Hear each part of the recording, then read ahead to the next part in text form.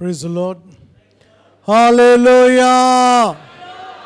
ಶ್ವಾಸ ಇರುವ ಪ್ರತಿಯೊಬ್ಬರು ಜೋರಾಗಿ ಹಾಲೆಲೂಯಾ ಹಾಲೆಲೂಯಾ, ಇನ್ನೂ ಸ್ವಲ್ಪ ಜೋರಾಗಿ ಹಾಲೆಲೂಯಾ. ಕರ್ತನ ನಾಮಕ್ಕೆ ಸ್ತೋತ್ರ. ದೇವರು ಒಳ್ಳೆಯವನು, ಆತನ ಕೃಪೆಯು ಶಾಶ್ವತವಾದದ್ದು. ಆಮೇನ್. ಬಹಳ ಸಮಯದಿಂದ ಅನೇಕ ಪ್ರಾಂತದಲ್ಲಿ ವಾಕ್ಯವನ್ನು ತೆಗೆದುಕೊಂಡು ಹೋಗ್ತಾ ಇದೆ. ನಿಮ್ಮೆಲ್ಲ ಪ್ರಾರ್ಥನೆಗಾಗಿ ಸ್ತೋತ್ರ. ಆ ಪ್ರಾರ್ಥನೆಯ ಒಂದು ಪ್ರತಿಫಲವನ್ನು ಅನೇಕ ಭಾಗಗಳಲ್ಲಿ ಕಾಣ್ತಾ ಇದ್ದೀವಿ. ದೇವರು ದೊಡ್ಡ ಸಂಗತಿಗಳನ್ನು ಮಾಡ್ತಾ ಇದ್ದಾನೆ. ಅದರಿಂದ ಎಲ್ಲೆಲ್ಲಿ ನಾವು ಹೋಗೋದಿಲ್ವೋ ನಮ್ಮ ಪ್ರಾರ್ಥನೆಯಲ್ಲಿ ಹೋಗ್ತದೆ. ಪ್ರಾರ್ಥನೆ ಮಾಡಿದ ಪ್ರತಿಯೊಬ್ಬರಿಗೆ ವಂದನೆ. ಆಮೇನ್. ಹಲ್ಲೆಲೂಯಾ. ಸಿದ್ಧವಾಗಿದ್ದೀರಾ? ಯಾಕಷ್ಟು ಗಂಭೀರವಾಗಿದ್ದೀರಿ? ಕರ್ತನ ಸನ್ನಿಧಿಯಲ್ಲಿ ಪರಿಪೂರ್ಣವಾದಂಥ ಆನಂದ. ಎಲ್ಲರೂ ಭಾಳ ಗಂಭೀರವಾಗಿ ಕಾಯ್ತಾ ಇದ್ದೀರಿ. ಸರಿ, ಗಮನ ಕೊಟ್ಟು ಕೇಳಿರಿ. ಇವತ್ತು ನಾನು ನಂಬ್ತೇನೆ, ಈ ಒಂದು ವಾಕ್ಯ ಖಂಡಿತವಾಗಿ ನಮ್ಮನ್ನು ಬಲಪಡಿಸಿ ನಮ್ಮನ್ನು ದೇವರ ಉದ್ದೇಶಗಳ ಕಡೆಗೆ ನಡೆಸುವಂಥದ್ದಾಗಿದೆ. ಪ್ರಾರಂಭಿಸಿದಾಗ ನಾವು ಪ್ರಕಟಣೆ 12ನೇ ಅಧ್ಯಾಯದ 11ನೇ ವಚನವನ್ನು ಓದಿಕೊಂಡು ಅದಾದ ಮೇಲೆ ನಾವು ಮುಂದಕ್ಕೆ ಸಾಗೋಣ. ಅವರು ಕುರಿಮರಿಯ ರಕ್ತ ಮತ್ತು ತಮ್ಮ ಸಾಕ್ಷಿಯ ವಾಕ್ಯದಿಂದ ಸೈತಾನನನ್ನು ಜಯಿಸಿದರು ಮತ್ತು ಅವರು ತಮ್ಮ ಪ್ರಾಣವನ್ನು ಮರಣದವರೆಗೂ ಪ್ರೀತಿಸಲಿಲ್ಲ. ಎಲ್ಲರೂ ಹೇಳ್ರಿ ಜಯಿಸಿದರು. ನನ್ನ ಕಡೆ ನೋಡ್ತೀರಾ? ಆಮೇಲೆ ಅಲ್ಲಿ ನೋಡ್ರಿ, ಮೊದಲು ನನ್ನ ಕಡೆ ನೋಡ್ರಿ. ಎಲ್ಲರೂ ಗಟ್ಟಿಯಾಗಿ ಹೇಳ್ರಿ ಜಯಿಸಿದರು, ಜಯಿಸಿದರು. ಜಯಶಾಲಿಗಳೆಲ್ಲರೂ ಗಟ್ಟಿಯಾಗಿ ಹೇಳ್ರಿ ಜಯಿಸಿದರು. ಒಂದನ್ನು ನಾವು ಕ್ರೈಸ್ತವ ಜೀವಿತದಲ್ಲಿ ನೆನ್ಪಿಟ್ಕೊಳ್ಬೇಕು. ನಾವು ಜಯಕ್ಕಾಗಿ ಹೋರಾಡ್ತಾ ಇಲ್ಲ, ಜಯವನ್ನು ಆಗಲೇ ಕ್ರಿಸ್ತನು ಕೊಟ್ಟಿದ್ದಾನೆ. ಆ ಜಯವನ್ನು ನಾವು ಆಚರಿಸಲು ಬಂದಿದ್ದೇವೆ. ಆಮೇನ್. ಸೈತಾನನು ದೊಡ್ಡವನಾಗಿ ಮಾಡಬೇಡ್ರಿ. ಸೈತಾನನಿಗೇನು ಅಷ್ಟು ಶಕ್ತಿ ಇಲ್ಲ. ಅಯ್ಯೋ, ನಾನು ಉಪವಾಸದಿಂದ, ನಾನು ಪ್ರಾರ್ಥನೆಯಿಂದ, ನಾನು ಅರಿಕೆಯಿಂದ ಹೆಸರು ತೆಗೆಯೋದಷ್ಟು ಕೂಡ ಆತನು ಯೋಗ್ಯನಲ್ಲ. ಯಾಕಂದರೆ ನನ್ನ ತಂದೆಯು 2000 ವರ್ಷಗಳ ಹಿಂದೆ ಆತನ ತಲೆಯನ್ನು ಜಜ್ಜಿ ಬಿಟ್ಟಿದ್ದಾನೆ. ಹಲ್ಲೆಲೂಯಾ. ಈ ವಾಕ್ಯ ನಮಗೆ ಭಾಳ ಚಿರಪರಿಚಯವಾಗಿದೆ. ಅನೇಕ ಸಾರಿ ಇದು ನಾವು ಕೇಳ್ತಾ ಇದ್ದೇವೆ. ಇವತ್ತು ಹಾಡು ಕೂಡ ಅದನ್ನೇ ಹಾಡಿದರು, ರಕ್ತ ಕೋಟೆಯೊಳಗೆ ನಾ ಬಂದಿರುವೆ ಎಂಬುದಾಗಿ. ಅನೇಕ ಸಾರಿ ವಾಕ್ಯವನ್ನು ಕೇಳಿದ್ದೇವೆ. ಗಮನ ಕೊಟ್ಟು ಕೇಳಿರಿ. ಅವರು ಕುರಿಮರಿಯ ರಕ್ತದಿಂದ ಮತ್ತು ತಮ್ಮ ಸಾಕ್ಷಿಯ ವಾಕ್ಯದಿಂದ ಸೈತಾನನನ್ನು ಜಯಿಸಿದರು. ಎಲ್ಲರೂ ಈ ವಾಕ್ಯವನ್ನು ಭಾಳ ಸಾರಿ ನಾವು ಹೇಳಿದ್ದೇವೆ. ಕುರಿಮರಿಯ ರಕ್ತಕ್ಕೆ ಸ್ತೋತ್ರ, ರಕ್ತಂ ಜಯಂ ಸ್ತೋತ್ರ. ಆದರೆ ನಾನು ನಮ್ಮ ಗಮನವನ್ನು ಕೊನೆ ಭಾಗಕ್ಕೆ ನಾನು ಸಲ್ಲಿಸಲು ಬಯಸ್ತೇನೆ. ಕೊನೆಯಲ್ಲಿ ಏನು ಬರೆಯಲ್ಪಟ್ಟಿದೆ? ಮತ್ತು ಅವರು ತಮ್ಮ ಪ್ರಾಣವನ್ನು ಮರಣದವರೆಗೂ ಪ್ರೀತಿಸಲಿಲ್ಲ. ಇವತ್ತು ನಮ್ಮ ಜೀವಿತದಲ್ಲಿ ನಾವು ಯಾವುದನ್ನು ಯಾರನ್ನು ಪ್ರೀತಿಸುತ್ತೇವೆ ಹೆಚ್ಚಾಗಿ? ಒಂದು ಕಳ್ಳ ಬಂದು ಕಳ್ಳತನ ಮಾಡಲಿಕ್ಕೆ ಬಂದರೆ, ಅಪ್ಪ ನನ್ನ ಕಡೆ ನೋಡಿ, ಎಲ್ಲ ತಗೊಂಡ್ಬಿಡಪ್ಪ, ನನ್ನ ಜೀವ ಬಿಟ್ಬಿಡು, ನನ್ನ ಪ್ರಾಣ ಬಿಟ್ಬಿಡು, ನನಗೇನು ಮಾಡಬೇಡ. ಆದರೆ ಈ ಜನರು ಯಾರು ಗೊತ್ತಾ? ಇವರು ಬಂದು ತಮ್ಮ ಪ್ರಾಣವನ್ನು ಮರಣ ಬಂದರೂ ಕೂಡ ಪ್ರೀತಿಸಲಿಲ್ಲ. ಈ ದಿನಗಳಲ್ಲಿ ಎಲ್ಲ ಕಡೆ ಶ್ರಮೆಗಳನ್ನು ಅನುಭವಿಸ್ತಾ ಇದ್ದಾರೆ. ಕ್ರೈಸ್ತವರು, ದೇವ ಮಕ್ಕಳಿಗೆ ಶ್ರಮೆ ಆಗ್ತಾ ಇದೆ. ಎಲ್ಲ ಕಡೆ ಬಂದು ಹಿಂಸೆಗೆ ಗುರಿ ಆಗ್ತಾ ಇದ್ದಾರೆ. ಈ ಹಿಂಸೆ ಏನು ಹೊಸದಲ್ಲ ಪ್ರಿಯರೇ. ಆದಿ ಸಭೆ ಪ್ರಾರಂಭವಾದಾಗಲಿಂದಲೇ ಈ ಹಿಂಸೆ ಎಲ್ಲ ಶುರುವಾಯಿತು. ಏನೋ ಹೊಸದಂಗೆ ನಾವು ಆಶ್ಚರ್ಯ ಪಡೋದು ಬೇಕಾಗಿಲ್ಲ. ಈ ಒಂದು ಹಿಂಸೆಯು ಪ್ರಾರಂಭದಿಂದ ಶುರುವಾಯಿತು. ಆದಿಕಾಂಡದಿಂದಲೇ ಈ ಒಂದು ಹಿಂಸೆ ಶುರುವಾಯಿತು. ಇಲ್ಲಿ ನಾವೇನು ನೋಡ್ತಾ ಇದ್ದೇವೆ ಅಂದರೆ, ತಮ್ಮ ಜೀವವನ್ನು ಮರಣಕ್ಕೆ ಸಾದೃಶ್ಯವಾದಷ್ಟು ಕೂಡ ಅವರು ಪ್ರೀತಿಸಲಿಲ್ಲ. ಅವರಿಗೆ ಒಂದೇ ಒಂದಿತ್ತು, ಆತನ ಸಾಕ್ಷಿಯ ಮಾತು, ಆತನ ಸಾಕ್ಷಿಯ ಮಾತು. ಇನ್ನೊಂದು ಭಾಷಾಂತರದಲ್ಲಿ ಈ ರೀತಿ ಬರೆದಿದೆ, ಮತ್ತೊಂದು ಭಾಷಾಂತರದಲ್ಲಿ ಈ ರೀತಿ ಬರೆದಿದೆ. ಇದೇ ವಾಕ್ಯವನ್ನು ನೋಡ್ರಿ ಏನು ಬರೆದಿದೆ? ಅವರು ಕುರಿಮರಿಯ ರಕ್ತ ಮತ್ತು ಆತನ ಸಾಕ್ಷಿಯ ಪ್ರಬಲವಾದ ವಾಕ್ಯ. ಎಲ್ಲರೆಲ್ಲರಿ ಪ್ರಬಲವಾದ ವಾಕ್ಯ, ಪ್ರಬಲವಾದ ವಾಕ್ಯ. ಸ್ವಲ್ಪ ಗಟ್ಟಿಗೆ ಹೇಳ್ತೀರಾ? ಪ್ರಬಲವಾದ ವಾಕ್ಯ ದಿಂದ ಸೈತಾನನನ್ನು ಸಂಪೂರ್ಣವಾಗಿ ಜಯಿಸಿದರು. ಎಲ್ಲರೆಲ್ಲರಿ ಸಂಪೂರ್ಣವಾಗಿ ಜಯಿಸಿದರು. ಸ್ವಲ್ಪ ಗಟ್ಟಿಗೆ ಹೇಳ್ತೀರಾ? ಸಂಪೂರ್ಣವಾಗಿ ಜಯಿಸಿದರು. ಅವರು ವಿಶೇಷ ವಿಜಯಶಾಲಿ ಸಾಧಿಸಲು, ಯಾಕೆಂದರೆ ಅವರು ಮರಣವನ್ನು ಎದುರಿಸುವಾಗಲೂ ತಮ್ಮ ಸ್ವಂತ ಜೀವನವನ್ನು ಪ್ರೀತಿಸಲಿಲ್ಲ ಮತ್ತು ಅಂಟಿಕೊಳ್ಳಲಿಲ್ಲ. ಮರಣ ಬಂದರೂ ತಮ್ಮ ಪ್ರಾಣವನ್ನು ಅವರು ಅಂಟಿಕೊಳ್ಳಲಿಲ್ಲ. ನಮಗೆ ಒಂದು ನೆಗಡಿ ಸಾಕ್ರಿ, ಒಂದು ತಲೆನೋವು ಸಾಕ್ರಿ, ಸಭೆಗೆ ಬರ್ದಂಗೆ ಮನೇಲಿ ಕೂತ್ಬಿಡ್ಲಿಕ್ಕೆ. ಒಂದು ಬೆಕ್ಕು ನಮ್ಮ ಅಡ್ಡ ಹೋದರೆ ಸಾಕು, ಒಂದು ಹಲ್ಲಿ ತಲೆ ಮೇಲೆ ಬಿದ್ದರೆ ಸಾಕು. ಆದರೆ ಇವರು ಮರಣ ಬಂದರೂ ಕೂಡ ತಮ್ಮ ಜೀವವನ್ನು ಪ್ರೀತಿಸಲಿಲ್ಲ. ಜೀವಿಸುವುದು ಕ್ರಿಸ್ತನು, ಮರಣ ನನಗೆ ಲಾಭವಾಗಿದೆ. ಹಾಲೆಲೂಯಾ. ಸೈತಾನನ್ನು ಏನು ಮಾಡಲಿಕ್ಕೆ ಆಗಲ್ಲ. ಇತ್ತೀಚಿನ ದಿನಗಳಲ್ಲಿ ಸೈತಾನ್ ಮಾಡೋ ಸಂಗತಿಗಳನ್ನೆಲ್ಲ ನೋಡಿ ಎಲ್ಲರೂ ಅಂಜಿಕೊಂಡು ಕುಂತಿದ್ದಾರೆ. ಆದರೆ ನನಗೆ ಸೈತಾನ್ ನೋಡಿ ಅಯ್ಯೋ ಪಾಪ ಅನಿಸ್ತದೆ. ಯಾಕಂದರೆ ನಮ್ಮಪ್ಪ ಅದರ ತಲೆಯನ್ನು ಜಜ್ಜಿ ಬಿಟ್ಟಿದ್ದಾನೆ. ಹಾಲೆಲೂಯಾ. ಇಲ್ಲಿ ನಾವೇನು ನೋಡ್ತೇವೆ ಅಂದರೆ, ಅವರು ಕುರಿಮರಿಯ ರಕ್ತದ ಮೂಲಕ ಸೈತಾನನನ್ನು ಸಂಪೂರ್ಣವಾಗಿ ಜಯಿಸಿದರು. ಯಾವ ಶಕ್ತಿ ಇಲ್ಲ ಆತನಿಗೆ. ತನ್ನ ಶಕ್ತಿಯನ್ನೆಲ್ಲ ಒಡೆದು ಬಿಟ್ಟಾನೆ. ಅಂಜಿಕೊಂಡು ಕೂತ್ಕೋಬೇಡ್ರಿ, ಎಲ್ಲರೂ ಧೈರ್ಯಶಾಲಿಗಳಾಗಿ ಎದೆ ಹಿಂಗೆ ಬೊಗ್ಗಿಸ್ಕೊಂಡು ಹಿಂಗೆ ಶಿರ ಎತ್ತಿ ಗಂಭೀರದಿಂದ ಅಹಂಕಾರದಿಂದ ನಾವು ನಡಿಬೇಕು. ಯಾಕಂದರೆ ನಮ್ಮಪ್ಪ ವಿಜಯಶಾಲಿಯಾಗಿದ್ದಾನೆ. ಅವರು ಆತನ ಸಾಕ್ಷಿಯ ಪ್ರಬಲವಾದ ವಾಕ್ಯದಿಂದ ಅವರನ್ನು ಸೈತಾನನ್ನು ಜಯಿಸಿದರು. ನಿಮ್ಮ ಸಾಕ್ಷಿ ಏನು?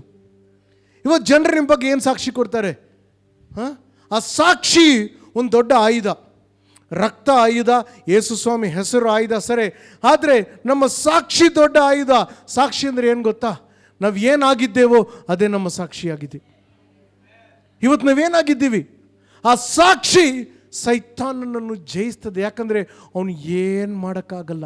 ಅವನು ಎಷ್ಟು ಪ್ರಯತ್ನ ಮಾಡಿದರೂ ಕೂಡ ನಮ್ಮ ಜೀವನವನ್ನು ಮುಟ್ಟಕ್ಕಾಗಲ್ಲ. ಸಂತೋಷವಾಗಿರ್ಬೇಕು. ಯಾಕೆ ನೀವು ದುಃಖವಾಗಿದ್ದೀರಿ? ಸೈತಾನ್ ದುಃಖವಾಗಿರ್ಬೇಕು, ನೀವು ಸಂತೋಷವಾಗಿರ್ಬೇಕು. ಒಂದು ಹಲ್ಲೆಲೂಯಾ ಹೇಳ್ತೀರಾ? ಆಮೇನ್. ಮರಣವನ್ನು ಎದುರಿಸುವಾಗಲೂ ನಮ್ಮ ಸ್ವಂತ ಜೀವವನ್ನು ಪ್ರೀತಿಸಲಿಲ್ಲ, ಅಂಟಿಕೊಳ್ಳಿಲ್ಲ.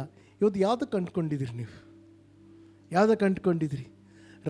ರವಿವಾರ ಆರಾಧನೆ ಬಂದು 1-2 ತಾಸು ಕುಂತು ಹೋಗೋದಷ್ಟೇನಾ ಜೀವನ? ಕ್ರಿಸ್ತನಲ್ಲಿ ಜೀವಿಸುವೆ, ನನಗೆಂದು ಜಯ. ಆತನಲ್ಲಿ ಜೀವಿಸ್ತಾ ಇರಬೇಕು. ಅವರು ಜಯಗಳಿಸಿದಕ್ಕೆ ಕಾರಣ ಏನು ಗೊತ್ತಾ? ಸಾವನ್ನು ಎದುರಿಸುವಾಗಲೂ ಅವರು ತಮ್ಮ ಸ್ವಂತ ಜೀವವನ್ನು ಪ್ರೀತಿಸಲಿಲ್ಲ. ಇವತ್ತು ಸಭೆಯೇ ಯಾವುದನ್ನು ನೀವು ಪ್ರೀತಿಸ್ತಾ ಇದ್ದೀರಿ? ಯಾವುದನ್ನು ನೀವು ಪ್ರೀತಿಸ್ತಾ ಇದ್ದೀರಿ? ಯಾರನ್ನು ಹೆಚ್ಚಾಗಿ ನೀವು ಪ್ರೀತಿಸ್ತಾ ಇದ್ದೀರಿ? ನೋಡಿ, ಯೋಹಾನು 12ನೇ ಅಧ್ಯಾಯದಲ್ಲಿ ಯೇಸುಸ್ವಾಮಿ ಒಂದು ಮಾತನ್ನು ಹೇಳ್ತಾ ಇದ್ದಾರೆ. 12:24-26.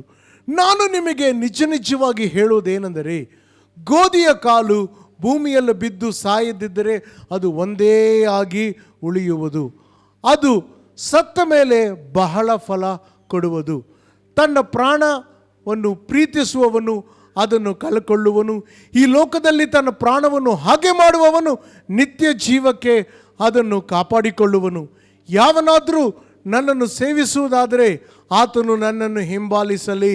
ನಾನು ಇರುವಲ್ಲಿಯೇ ನನ್ನ ಸೇವಕನು ಇರುವನು.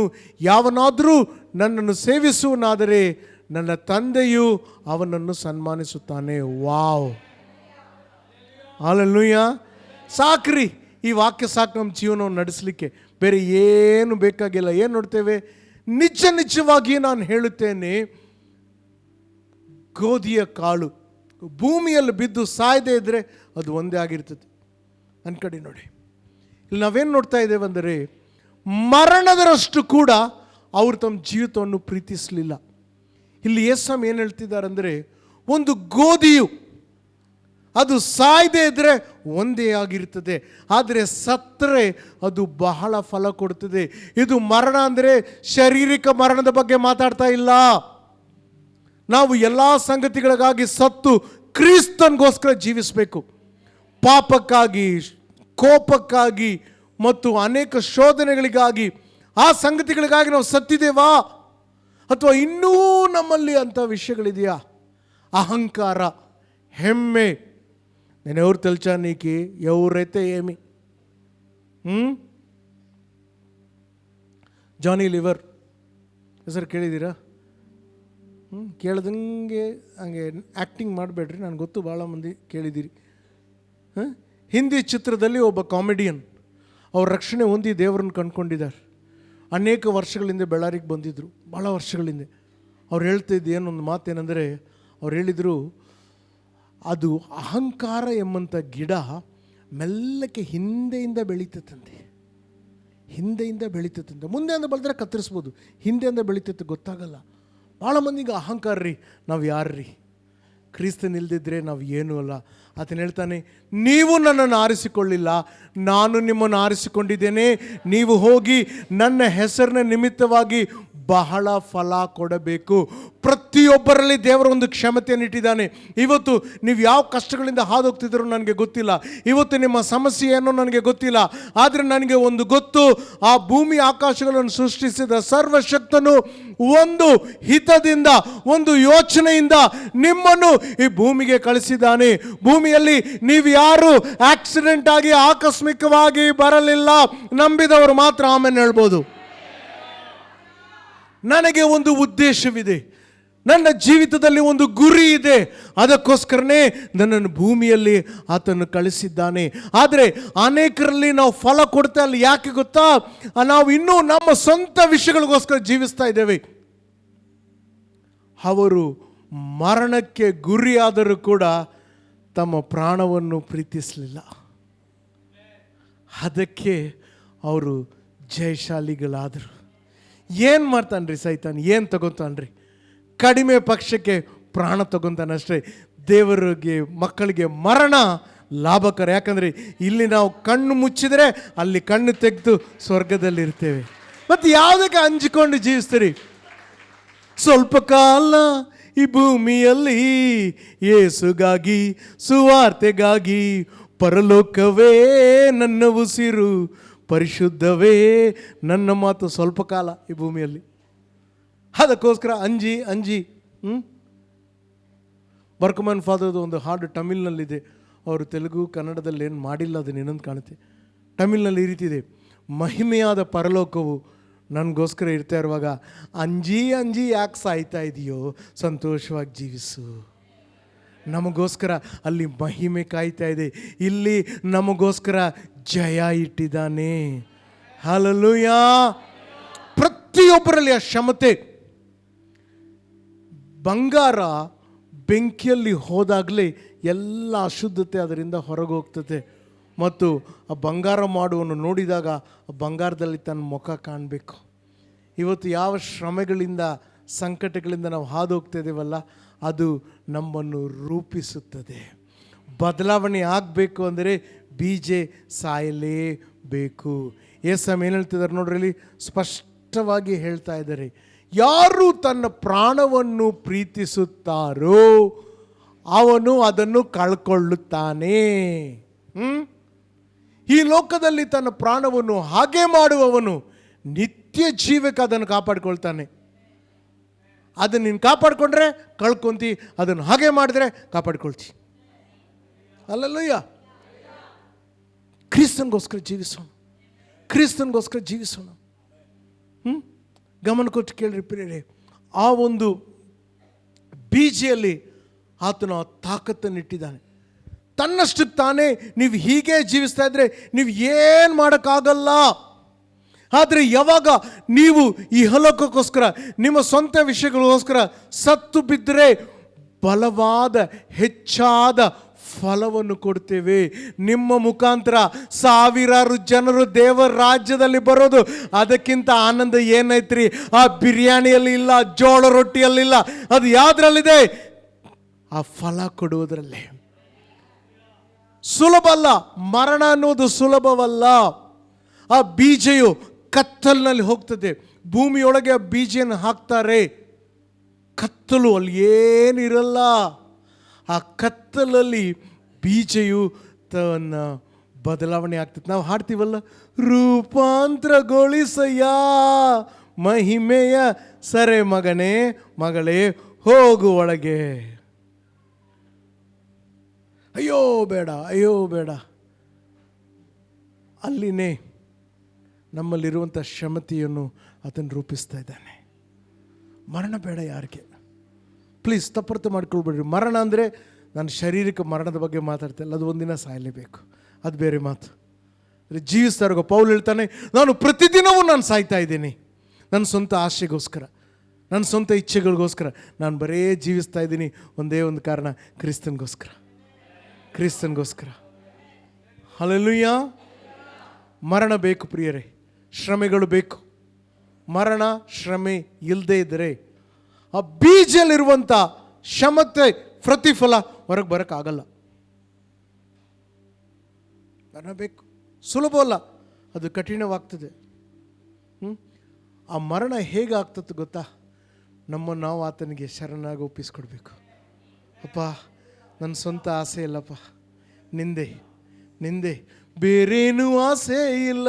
ಹಾಡಲ್ಲ ಆಡ್ಲಿಕ್ಕೆ ನನಗೆ ಭಯ ಆಗ್ತದೆ ಒಂದು ಸಾರಿ. ನಾವೆಲ್ಲ ಇಲ್ಲಿ ಬಂದು ಎಷ್ಟು ಚೆನ್ನಾಗಿ ಆಡ್ತೀವಲ್ಲ, ಬಟ್ ಅದು ಇಲ್ಲಿಂದ ಬರ್ತಾಯಿದೆ, ಇಲ್ಲಿಂದ ಬರ್ತಾ ಇದೆಯಾ? ಒಂದೊಂದು ಹಾಡಲ್ಲಿ ಎಷ್ಟು ಮನೋಹರವಾದಂಥ ಮಾತುಗಳಿದೆ, ಕಷ್ಟಪಟ್ಟು ಅದನ್ನು ಅವರು ಬರೆದಿದ್ದಾರೆ.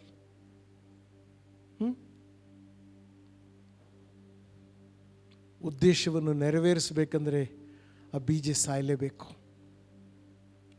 ಕರ್ತನು ನಮ್ಮಲ್ಲಿಟ್ಟಿರುವಂಥ ದೊಡ್ಡ ದೊಡ್ಡ ದೊಡ್ಡ ಉದ್ದೇಶವನ್ನು ನೋಡಿದಾಗ ನಾವೇ ಆಶ್ಚರ್ಯಚಕಿತರಾಗ್ತೇವೆ, ಇಷ್ಟು ಆಶ್ಚರ್ಯಚಕಿತರಾಗ್ತೇವೆ. ಆದಿ ಸಭೆಯು ಯಾಕೆ ಇಷ್ಟು ಜಯಕರವಾಗಿತ್ತು ಗೊತ್ತಾ? ಅಪೊಸ್ತಲರ ಕೃತ್ಯಗಳನ್ನು ಓದಿರಿ, ಎಲ್ಲಿ ಹೋದರೂ ಅವ್ರಿಗೆ ಜಯ, ಭಯನೇ ಇಲ್ಲ. ಸೈತಾನ್ ಇವತ್ತು ಏನು ಮಾಡ್ತಿದ್ದಾನೆ ಗೊತ್ತಾ? ನಮ್ಮ ಬಾಯನ್ನು ಮುಚ್ಚಿಸ್ಬೇಕೆಂದು ಬಯಸ್ತಾ ಇದ್ದಾನೆ, ನಮ್ಮ ಬಾಯನ್ನು ಮುಚ್ಚಿಸ್ಬೇಕೆಂಬುದಾಗಿ.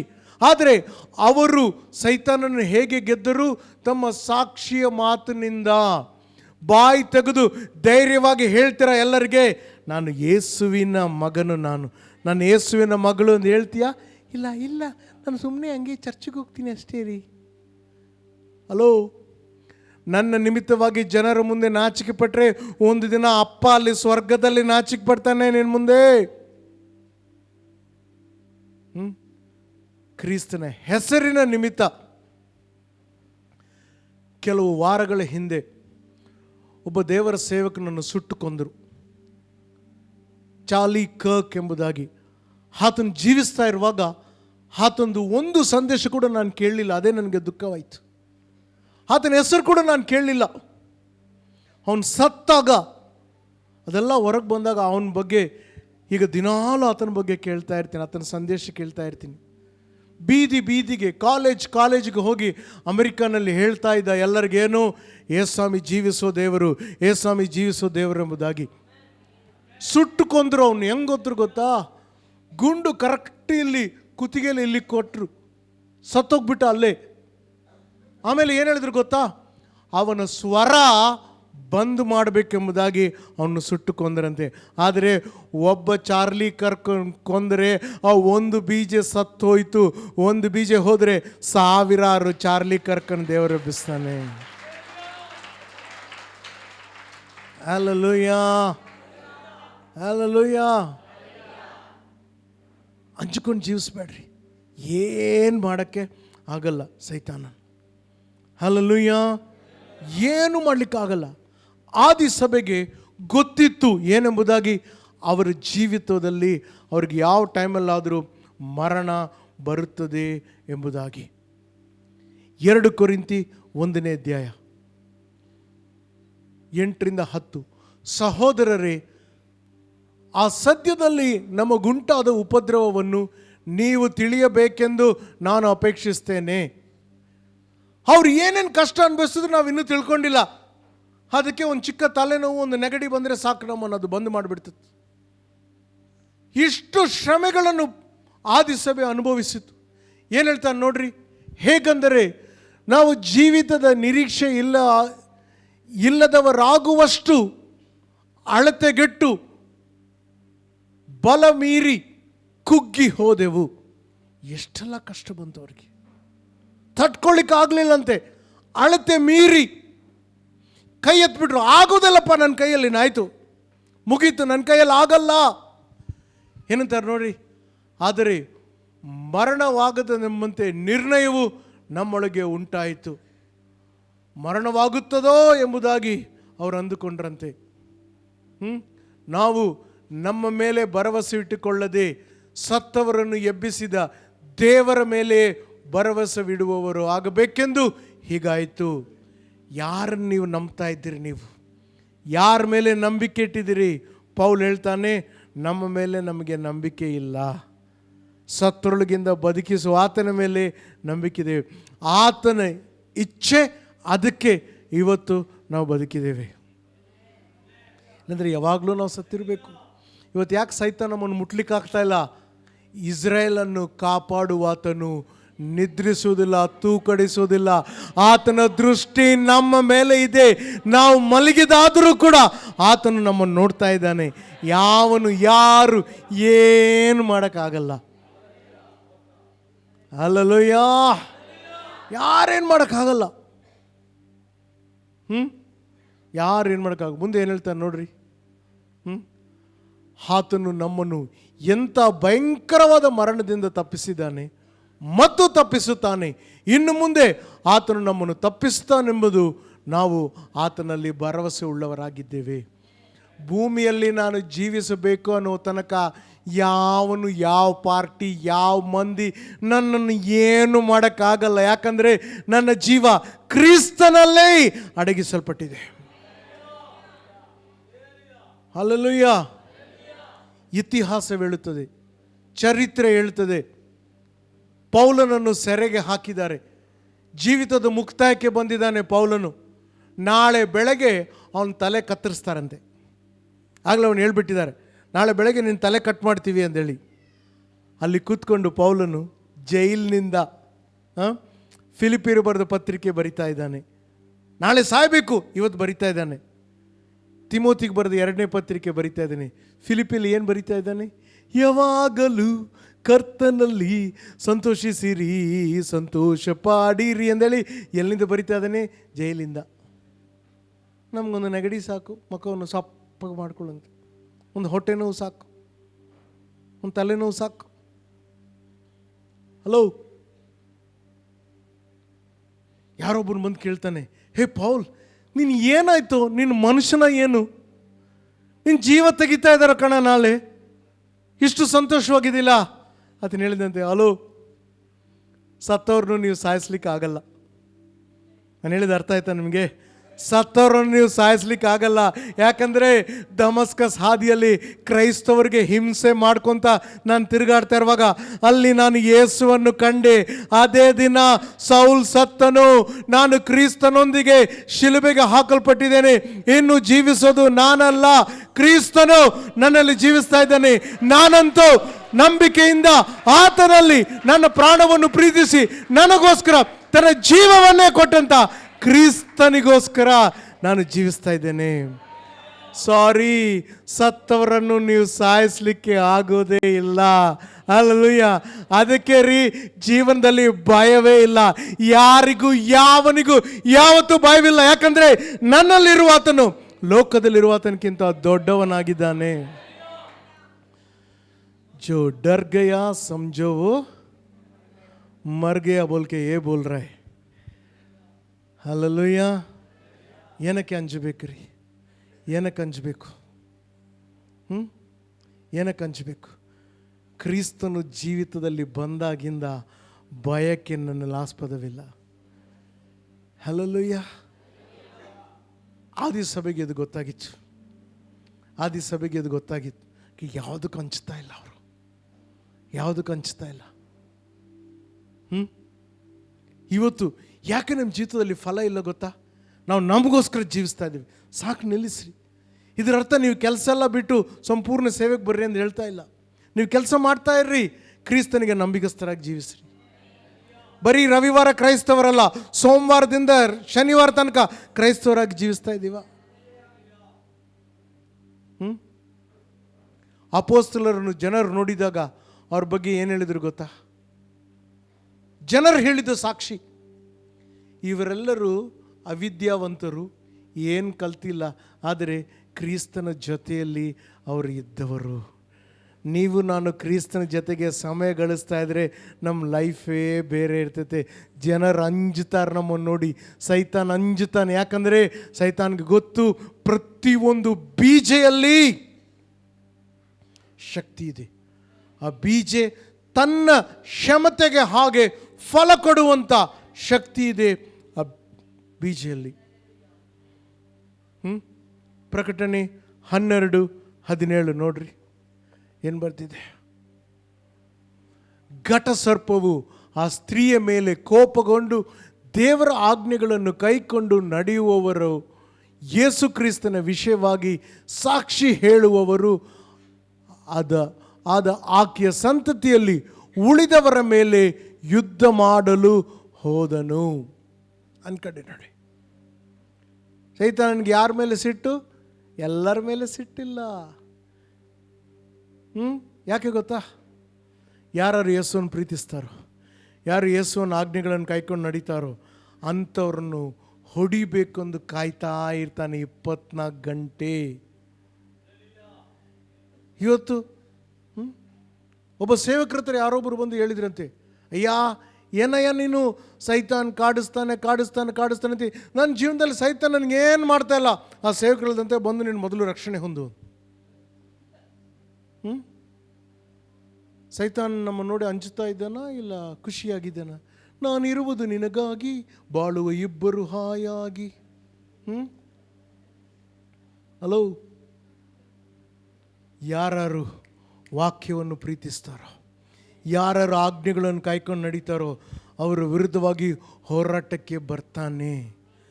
ಜಾನ್ ವೆಸ್ಲೆ ಅಂತಾಗೆ ದೊಡ್ಡ ಸೇವಕರಿದ್ದರು. ಅವ್ರ ಬಗ್ಗೆ ಓದಿದಾಗೆಲ್ಲ ನನಗಿಷ್ಟು ಪ್ರೋತ್ಸಾಹ ಸಿಗ್ತತೆ. ಅವ್ರಿಗೆ 75 ವಯಸ್ಸಾಗಿದ್ದಾಗ ಡಾಕ್ಟ್ರ್ ಜೊತೆಗೆ ಜಗಳ ಮಾಡ್ತಿದ್ದಾರೆ ಅವರು. ಯಾಕೆ ಗೊತ್ತಾ?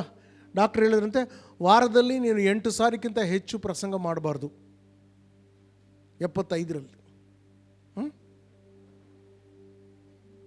75 ವಯಸ್ಸಾಗಿದಾಗ ಹೇಳ್ತಿದ್ರಂತೆ, ಸೋಮಾರಿತನ ಬರ್ತಾ ಇದೆ, ಬೆಳಗ್ಗೆ 5 ಗಂಟೆಗಿಂತ ಮುಂಚೆ ಎದ್ದೇಳಲಿಕ್ಕೆ ಆಗ್ತಾ ಇಲ್ಲ. 75ರಲ್ಲಿ. ಇವತ್ತು 15-20 ಇದೆ, ಬೆಳಗ್ಗೆ 8 ಗಂಟೆ ತನಕ ಮಲಗ್ತಾರೆ. ಹೆಂಗೆ ಮಲಗ್ತಾರೋ ಗೊತ್ತಿಲ್ಲ. ಮನುಷ್ಯರೋ ಇಲ್ಲ, ಬೇಡಬಿಡ್ರಿ. ಜಾನ್ ವೆಸ್ಲಿ ಒಂದು ಸಾರಿ ಅವ್ರ ಜೀವಿತದಲ್ಲಿ 1 ವಾರ ಆಯ್ತಂತೆ, ಅವ್ರಿಗೇನು ಹಿಂಸೆನೇ ಆಗಿಲ್ಲ. ಅವರು ತಮ್ಮ ಜೀವನ ಪರೀಕ್ಷಿಸ್ಕೊಂಡ್ರಂತೆ, ದೇವರೇ ನನ್ನಲ್ಲಿ ಏನಾದರೂ ರಹಸ್ಯ ಪಾಪ ಇದೆಯಪ್ಪ, ಏನಾದ್ರು ತಪ್ಪು ಮಾಡಿದ್ದೀನ? ಸೈತಾನ್ ಖುಷಿಯಾಗಿ ನನಗೇನು ಬರ್ತಾ ಇಲ್ಲ ನನ್ನ ತಂಟೆಗೆ. ಪ್ರಾರ್ಥನೆ ಮಾಡ್ತಾರಾಗ ಡಮಾಲನ್ ತಲೆ ಮೇಲೆ ಒಂದು ಕಲ್ಲು ಬಿತ್ತಂತೆ. ಅವಾಗ ಗೊತ್ತಾಯ್ತು, ಓ ಇನ್ನೊಂದು ಸೈತಾನ್ ನನ್ನ ಮೇಲೆ ಸಿಟ್ಟಿದೆ. ಆದಿಸಭೆ ಎಲ್ಲೆಲ್ಲಿ ಹೋದರೂ ಕೂಡ ಪ್ರಿಯರೇ, ಅವರ ಹಿಂದೆ ಏನಾಗ್ತಾ ಇತ್ತು? ಶ್ರಮೆ, ಸಂಕಟ ಬರ್ತಾ ಇತ್ತು. ಇವತ್ತು ಭಾರತದಲ್ಲಿ ಅನೇಕ ಭಾಗದಲ್ಲಿ ಸಂಕಟದಲ್ಲಿ ಹೋಗ್ತಾ ಇದ್ದಾರೆ. ಯಾಕೆ ಗೊತ್ತಾ? ನಮ್ಮ ಸಾಕ್ಷಿಯ ಮಾತನ್ನು ನಿಲ್ಲಿಸಬೇಕೆಂಬುದಾಗಿ. ಅದಕ್ಕೆಲ್ಲರೂ ಸುಮ್ಮನೆ ಇದ್ದಾರೆ.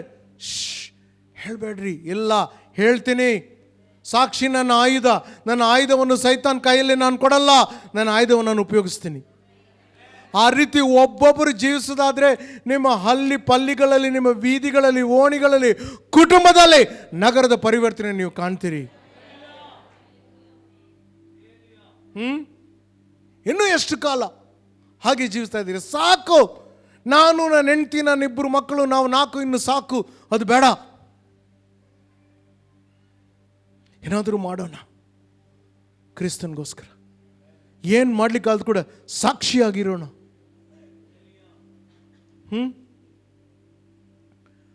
ಹಲ್ಲೆಲೂಯಾ. ಸ್ತ್ರೀ ಮತ್ತು ಆತನ ಸಂತಾನ, ಇದು ಇಲ್ಲಿಂದ ಶುರು ಆಗಲಿಲ್ಲ, ಆದಿಕಾಂಡದಲ್ಲೇ ಶುರುವಾಯಿತು. ಆದಿಕಾಂಡ 3:15. ಆದಿಕಾಂಡ 3:15. ಸರ್ಪವು ಅದರ ಹಿಮ್ಮಡಿಯನ್ನು ಕಚ್ಚುತ್ತದೆ ಮತ್ತು ಸಂತತಿಯು ಅದರ ತಲೆಯನ್ನು ಜಜ್ಜುವುದು. ನಾವೇ ಆ ಸಂತತಿಯು ನಾವು. ಹಲ್ಲೆಲೂಯಾ. ದೇವರು ನಮಗೆ ಕೊಟ್ಟಿದ್ದ ಸೇವೆ ಏನು ಗೊತ್ತಾ? ಸೈತಾನ್ನ ತಲೆಯನ್ನು ಜಜ್ಜುವ ಸೇವೆ ಕೊಟ್ಟಿದ್ದಾನೆ. ಆಮೇನ್, ಆಮೇನ್, ಹಲ್ಲೆಲೂಯಾ. ಆವತ್ತು ದೇವರು ಒಂದು ಪ್ರವಾದನೆಯಾಗಿ ಹೇಳಿದರು, ನೋಡಿ, ಕೊಲೊಸ್ಸಿ 3:3 ಏನು ಬರೆಯಲ್ಪಟ್ಟಿದೆ? ನಾವು ಸತ್ತಿದ್ದೇವೆ ಮತ್ತು ನಮ್ಮ ಜೀವವು ಕ್ರಿಸ್ತನೊಂದಿಗೆ ದೇವರಲ್ಲಿ ಮರೆ ಮಾಡಲ್ಪಟ್ಟಿದೆ. ಹೋದ ವಾರ ಮಹಾರಾಷ್ಟ್ರನಲ್ಲಿದ್ದೆ. ಮರಾಠಿನಲ್ಲಿ ತುಂಬ ಚೆನ್ನಾಗಿದೆ ಈ ವಾಕ್ಯ. ಏನಿದೆ ಮರಾಠಿನಲ್ಲಿ ಅಂದರೆ, ಮಾಜ ಜೀವ ಕ್ರಿಸ್ತमध्ये ಗುಪ್ತ ठेवलेला आहे. ಅಂದರೆ ಕ್ರಿಸ್ತನಲ್ಲಿ ರಹಸ್ಯವಾಗಿದೆ. ರಹಸ್ಯ ಅಂದರೆ ಏನು? ಅದು ಯಾರಿಗೆ ಗೊತ್ತಾಗೋದಿಲ್ಲ. ಸೊ ನನ್ನ ಜೀವ ಕ್ರಿಸ್ತನಲ್ಲಿ ರಹಸ್ಯವಾಗಿದೆ. ನನ್ನನ್ನು ಸೈತಾನ್ ಮುಟ್ಟಬೇಕಂದ್ರೆ ಮೊದಲೋಗಿ ಯೇಸಪ್ಪನ ಪರ್ಮಿಷನ್ ಬೇಕು, ಆವಾಗಲೇ ನನ್ನ ಮುಟ್ಟಕ್ಕಾಗ್ತದೆ. ಅದಕ್ಕೆ ನಾನು ಕ್ರಿಸ್ತನಲ್ಲಿ ಜೀವಿಸ್ತಾ ಇರಬೇಕು, ಕ್ರಿಸ್ತನನ್ನು ಪ್ರೀತಿಸ್ತಾ ಇರಬೇಕು. ಹೇಗೆ ಪ್ರೀತಿಸೋದು? ಅದು ಆಮೇಲೆ ನೋಡೋಣ. ನೋಡಿ, ಪ್ರಕಟಣೆ 12:11-12 ಏನು ಬರ್ತಿದೆ ನೋಡಿ. ಅವರು ಕುರಿಮರಿಯ ರಕ್ತದಿಂದ ತಮ್ಮ ಸಾಕ್ಷ್ಯ ವಾಕ್ಯದಿಂದ ಆತನನ್ನು ಜಯಿಸಿದರು. ಅವರು ತಮ್ಮ ಪ್ರಾಣಗಳನ್ನು ಮರಣವರೆಗೂ ಪ್ರೀತಿಸಲಿಲ್ಲ. ಆದುದರಿಂದ ಪರಲೋಕವೇ, ಅದರಲ್ಲಿ ವಾಸಿಸುವವರೇ ಹರ್ಷಗೊಳ್ಳಿರಿ, ಭೂಮಿಯು ಮತ್ತು ಸಮುದ್ರದ ನಿವಾಸಿಗಳೇ ಅಯ್ಯೋ, ಯಾಕಂದರೆ ಸೈತಾನನು ತನಗಿರುವ ಕಾಲವು ಸ್ವಲ್ಪವೆಂದು ತಿಳಿದುಕೊಂಡು ಮಹಾಕೋಪವುಳ್ಳವನಾಗಿ ನಿಮ್ಮ ಕಡೆಗೆ ಇಳಿದು ಬಂದಿದ್ದಾನೆ. ಇದನ್ನು ನೋಡಿ ಭಯಪಡಬೇಡ್ರಿ. ಅಲ್ಲಿ ಏನು ಬರ್ತಿದೆ ನೋಡ್ರಿ, ಸೈತಾನನಿಗೆ ತನಗಿರುವ ಕಾಲ ಸ್ವಲ್ಪವೆಂದು ತಿಳಿದಿದೆ. ಹಲ್ಲೆಲೂಯಾ.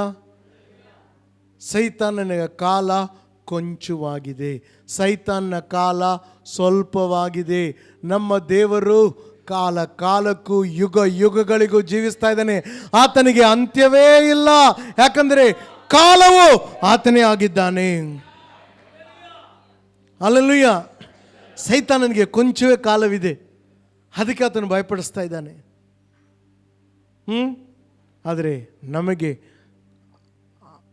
ಕಾಲ ಕಾಲಕ್ಕೂ ಕ್ರಿಸ್ತನೊಂದಿಗೆ ನಾವು ಜೀವಿಸ್ತಾ ಇದ್ದೀವಿ. ಇದು ರೀ ಕ್ರೈಸ್ತವ ಜೀವನ ಅಂದರೆ. ಯಾವುದಕ್ಕೋಸ್ಕರ ಅಂಜುತ್ತಾ ಇದ್ದೀರಿ? ಯಾವುದಕ್ಕೋಸ್ಕರ ಅಂಜುತ್ತಾ ಇದ್ದೀರಿ? ಮುಖದಲ್ಲಿ ಯಾವಾಗಲೂ ಸಂತೋಷ ಇರಬೇಕು, ಆನಂದ ಇರಬೇಕು. ಯಾಕೆ ಗೊತ್ತಾ?